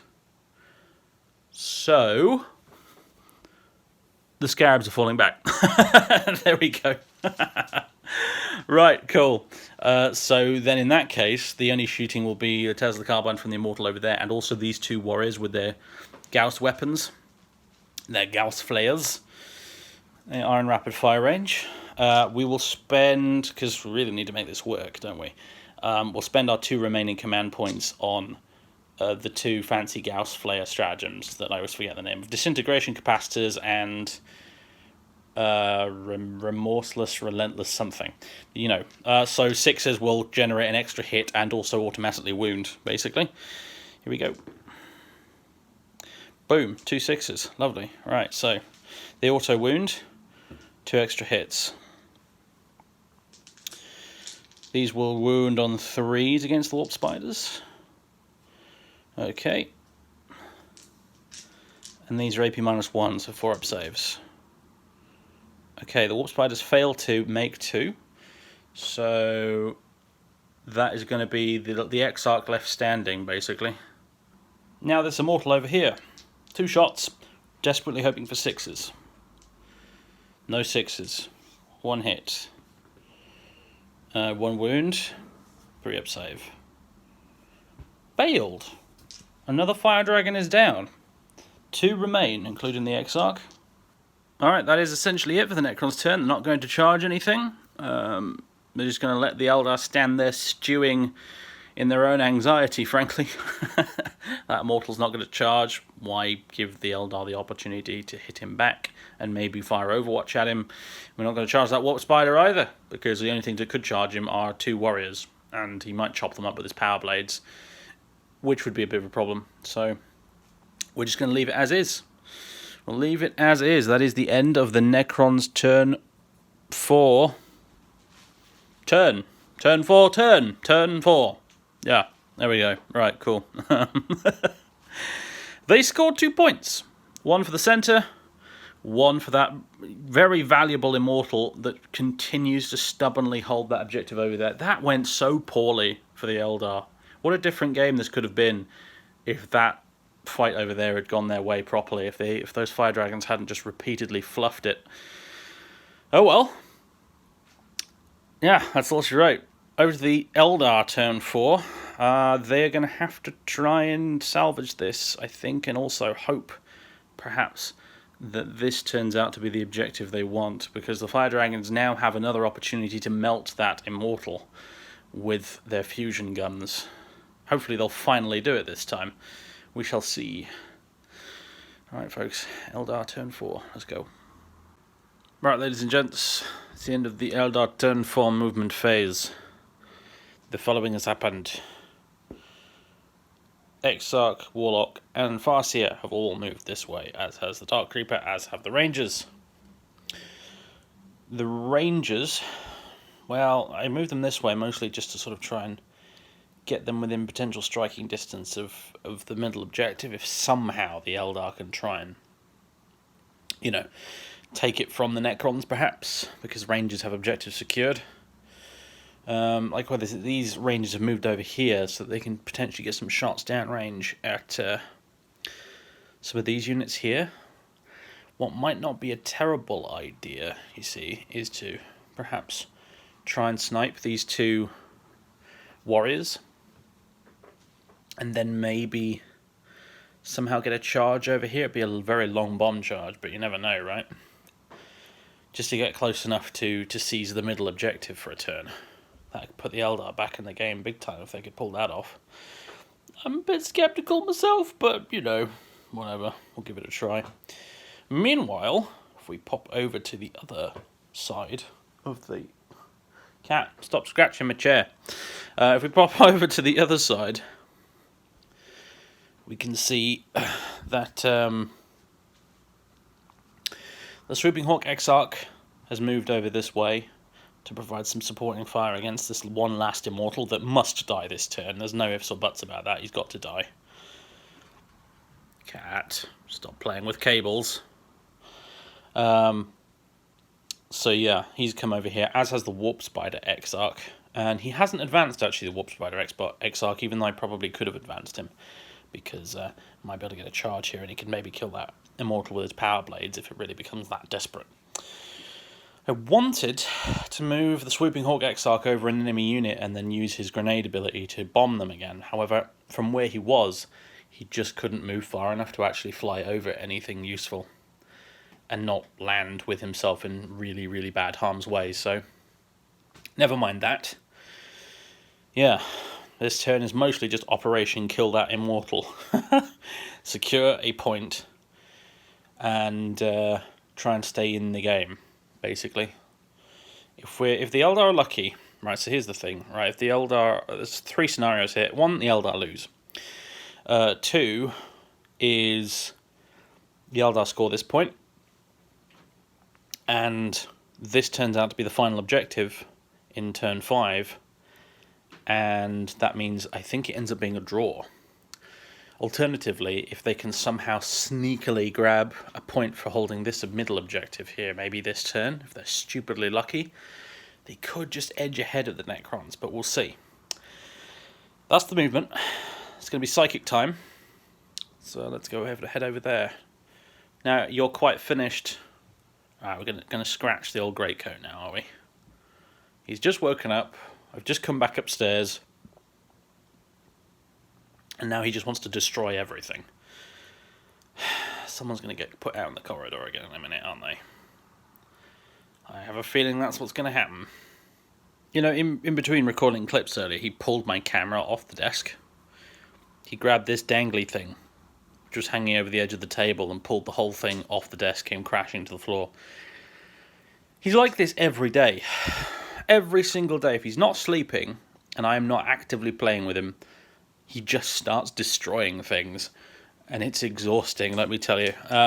Anyway, sorry, I need to vent about this to someone. Right, psychic time. Who are we going to zap? Right, it looks to me like the Necron warriors and the Lich Guard are both equidistant at the moment, so that means we can probably choose who we want to zap with our psychic lightning. Well, let me think. So the likeliest attempt at a charge from those ranges is going to be into those two warriors, and if they can get in there, they will outnumber the warriors, have objective secured, and therefore secure the objective. So I think we probably want to leave the warriors alone. So let's go after the Lich Guard instead. I just need to... How many command points have the Eldar got at the minute? They're on 3. Okay, right. In that case, round 1 is going to be a smite on the Lich Guard. Let's do this. Let's do it the correct way around this time. From Caranthir. That's a Perils, but it is also a super smite. Now, Farseers have a Ghost Helm, which I need to check the rules for, but it allows them to ignore mortal wounds from a Perils on like a 2+ or something, I think. So let me just check. Yep, they do ignore it on a 2+. They ignore mortal wounds on a 5+, and you add 3 to the roll if it's from a Perils. So it is a super smite, and it does the Perils does D3 wounds to him, 3, right. These 3 will be ignored on 2+. Yep, he ignores all 3. Okay, so takes no damage from the Perils, and then D6 mortal wounds on the Lich Guard. Off the table. For 5. Good grief. Okay. So 2 of the Lich Guard are dead. And 1 has a single wound remaining, which we're now going to try and take away with the Executioner, I suppose. Yeah. Whoa, hang on a minute. I see what's happened there. I, as the Necron player, have cunningly removed the Lich Guard that would allow the Farseer to actually Executioner the Lich Guard. Now, if I went to Executioner, I have to do it on the warriors. Okay, that changes things a bit. Alright, in that case, what we'll do is we will doom the warriors. Yeah, let's doom the warriors instead. On a 5, that won't actually go off, but Runes of the Farseer. Nice, that does go off on a 9. Right, so those warriors there are doomed. They are doomed, and I'm looking for a token to put next to them to indicate that they are doomed. That will do. And the Warlock, he's going to do a Destructor. So it's like a regular smite, but it just only does 1 mortal wound. So it'll kill 1 warrior maximum, which is... Actually, no, we don't want that. We don't want that, because if we do that, it'll make the charge, the already very, very ambitious charge, even more ambitious. So let's not do that. Let's instead do... Let's do Protect on these rangers here. They could be quite important later on. So let's do Protect on the rangers on 7. 4, 5, 6, 7. Perfect. So the rangers are in fact now protected. Do I have a token for them as well in my pocket? What has it got in its pockets? Not a token, apparently. I can't find it. Anyway, alright, these guys are protected. They are doomed. Psychic phase done. Do you know what now occurs to me? What would have been better is if I'd left the Warp Spider Exarch where he was, moved up the Swooping Hawk to support him, then smited those 2 warriors, and then we would have been controlling the objective. I'm an idiot. All right. Well, that's what you could have done. It probably would have been arguably better. But never mind. We'll just try and do this the hard way, won't we? I suppose. Oh God. I mean, I'm going to have to measure what this charge would be. But an alternative might be to just kill those 2 warriors with everything we've got, and then just contest the objective and deny the Necrons a point. Maybe, well, no, they score at the end of their turn, and they'll be able to take it back very easily. Yeah, really should have left the Warp Spider where he was. Oof.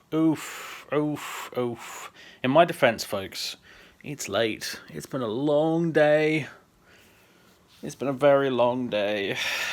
Oh dear. Alright, well, we'll just do this the hard way then. Fine. Alright, shooting phase. Let's start off with these 2 fire dragons. Exarch. Can re-roll that 1 because it's a crack shot. Hits. Other guy misses. God, these fire dragons. God. That is a 1. He does not wound. Ugh, you are joking. Maybe it was a good idea I brought the Warp Spider Exarch over here in the end then. Good flipping lord. Why are these fire dragons so bad? Right. Warp Spider Exarch has 4 shots from his 2 Death Spinners. He hits 3 times.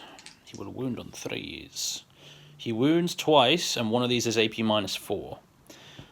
So the Immortal's going to get a 3+ save, which he fails. There you go, and then a 6+ Invuln, which he also fails. So he's down, but does he get back up again? No. Close but no cigar. Right, the Immortal is taken out not by the fire dragons, as one might have expected, but instead by this Warp Spider Exarch who was sent over here, because apparently if you want something doing, send a Warp Spider Exarch, not fire dragons. Good lord. Right, the Eldar are going to be getting a point for this objective at least. Okay, Swooping Hawk Exarch is going to fire his Hawk's Talon at those scarabs. Hits with everything. Wounds twice. 6+ saves. Both failed. The scarab is on 2 wounds remaining. Okay, over here on the right hand flank, I've been trying to draw a BDI between the Rangers and that scarab base. I just can't though. They just can't see it, and there's too many Necrons in the way. Those little scarabs are very sneaky, very good at being out of sight when they want to be. So instead, all 5 of these Rangers are going to fire all their shots at this 1 remaining Lich Guard who is on 1 wound remaining. See if they can take him out. Hitting on 4s. 2 hits. And these will be 5s to wound. Nothing. Okay, moving over here. These 4 Rangers, what can we do with them that's useful? I think I'll also fire at the Lich Guard. 2 hits. 5s to wound. Nothing. Okay. The Dark Reaper can't really see anything at the moment. He can't see the scarabs, I already checked. He can't see the Lich Guard and Lord. He can only really see those warriors that I don't want to kill. I've checked, and it's a 9-inch charge for these Rangers to reach those warriors, which is not very likely. I mean, we saw what happened when the Scorpions tried that, right? But stranger things have happened. I guess we can give it a go.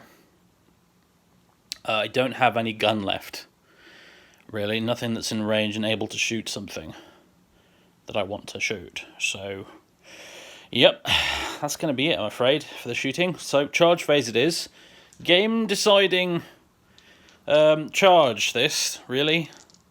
I can't emphasize that enough. I think this is going to be the difference between the Eldar winning and possibly either drawing or losing. So, yep, no pressure, Rangers. You've been pretty terrible all game. The time has come for you to redeem yourselves, potentially, or for me to just, you know, throw you into the fireplace. Legends, they got a 10. They're in. Alright, a 10 will get them about as far as there. And then, with their subsequent pile-in move, all they have to do is end up closer to the nearest enemy model. So,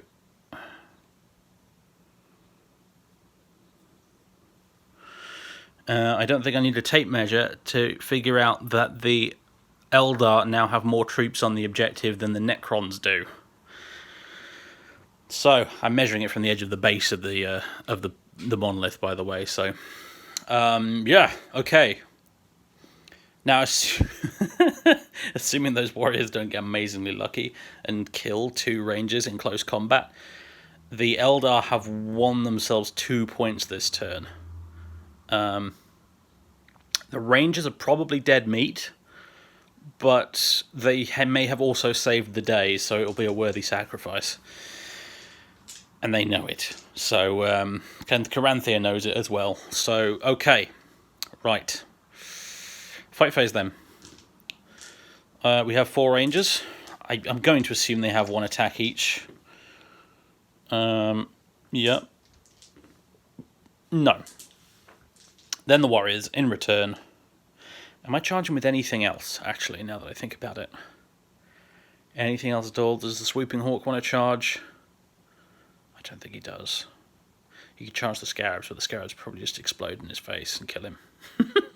So maybe we won't do that.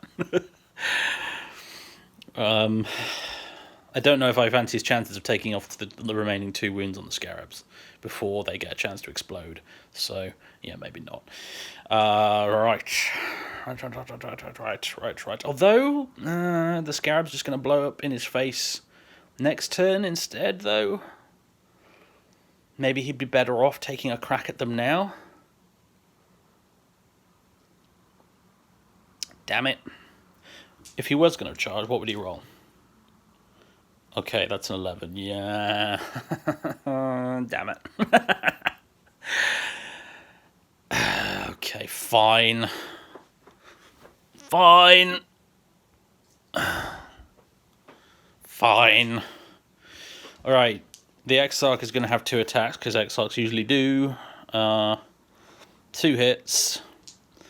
4s to wound. 2 wounds. 2 6-up saves. No. Do they get back up again? No. No, they don't. Almost, but no. Okay, Scarabs are dead. Maybe that was the right move, I don't know. The Swooping Hawk Exarch has been a bit of a hero so far, although I suspect he's going to get gunned down by Gauss Blasters. Or Gauss Flayers in the next turn. But anyway. Okay. Right. So. Yeah, now the new 2 Necron warriors fight back. And they completely and utterly miss. Great. That's the end of the fight phase. No morale because of the scenario. The Eldar score 2 points. And let me check what that brings them up to on the scores. Okay, after a brief review of the scores at the end of battle round 4, it is in fact still the Necrons in the lead, 9 points to the Eldar's 8. There's only 1 point in it. Okay, right. So, big question is, which of these 2 objectives is the one that contains the activation rune? Let's find out. 1, 2, 3, 4, 5, 6. 1, 2, 3.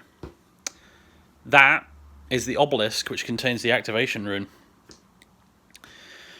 Which means... Well, let me think. Alright folks, I've examined it, and to the best of my knowledge, there is no way for the Necrons to even deny the Eldar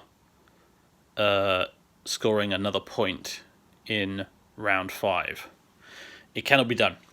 I've sort of moved around the units, I've measured, checked it all out in my head. The best that we can do is maybe, if very lucky, kill the Warp Spider Exarch over here, but the key thing is there's no way for any of the remaining Necrons on the table to take out those 2 Fire Dragons. If the Lord had not popped his Veil of Darkness so early, he might have been able to win this quite comfortably. That's a lesson for next time. Don't use the Veil of Darkness unless you absolutely have to, because it's incredibly valuable, especially in late game. So there's no way they can do it. There is no way they can do it. The game will end. The Necrons will score no points in their turn after gaming it out. And then in the Eldar turn, they will score 1 point. That will bring the scores to 9 all, and it is a draw. It is, in fact, a stalemate. Neither side has won the objective today. So, I mean, yep, the Necron Lord will have gamed this all out in his head. His machine mind will have processed all of this, and he understands that there is no way for him to achieve complete victory here today. Caranthir, for his part, will now understand, having the visions become more and more coherent as the battle's gone on, and will now understand, so this was what was meant to happen all along. So the Nameless One will make his way up here to this obelisk. He will key in a few runes on it, and what will happen is this place will self-destruct. What will happen is he'll go up there, he'll press a few key presses on the panel, and then the entire Necron army will phase out back to the Tomb World. Much in the same way they used to do back in 3rd edition. If you killed half the army, the rest of them would just phase out. And in the same fashion, it just disappears in an emerald glow back to the Tomb World, leaving the Eldar here with this place about to explode. So they for their part, will have to flee to the webway. The warp spider exarch disappears into the warp. The swooping hawk takes flight. The rest of them make their way to the nearest webway portal before this entire site is turned into a massive, massive crater the size of a city. It is a draw. The game ends 9-all. The Necrons do not achieve what they came here to achieve today, but the Eldar, for their part, are none the wiser. They don't know what the Necrons were looking here for, and there aren't much in the way of clues as to where they might go next to continue trying to foil the Necrons' plans. So they will return to the craft world, and Caranthir will consider his next move, while the Nameless One, for his part, returns to the Tomb World and considers his next move as well, as we find out what happens next in the 2nd episode of this narrative campaign, Echoes of the War in Heaven. Next time, in the next battle report, when I get around to making that, hopefully next week, we'll see. Ladies and gentlemen, I hope you enjoyed this. I did. I love a good close battle like this. Having the Necrons and the Eldar on the table again was just superb. I made loads and loads of rule screw-ups. I made plenty of gameplay screw-ups at that. I got rescued at the end there by a very lucky charge roll as for the Eldar, but I'm sure there's lots of different decisions I could have made if I was a better player that would have swung it one way or the other. But as it is, it ended as a draw, and I'm okay with that. The Eldar today proved why. There is a reason the Necrons treat the Eldar alone out of everybody else in the galaxy as honoured and respected foes. Everyone else to the Necrons are vermin. Humans, vermin. The Tau, vermin. Orcs, vermin. The Eldar, they're respected and honourable opponents. And this is why. The Eldar came here with their crappy old 8th edition codex, no less, and gave the Necrons one hell of a fight. No side prevailing in the end, but exceeding my expectations nonetheless. The Swooping Hawk Exarch, amazing. And that kill-to-death ratio, am I right? How many Necrons did he kill in the end? It's absolutely monstrous. Great stuff. Fantastic stuff. And I love that the squad of Rangers in the end kind of managed to redeem themselves from their terrible performance all game at the end there. That was good. Right. I don't think there's anything else to say. Well, there's plenty of other things I could say, but I can't think of them right now because my brain is mush. My brain is completely fried. But I enjoyed this. I hope you did too, ladies and gents. I'll catch you for the next one in about a week from now. Yes, I know I have a low battery. Thanks, phone.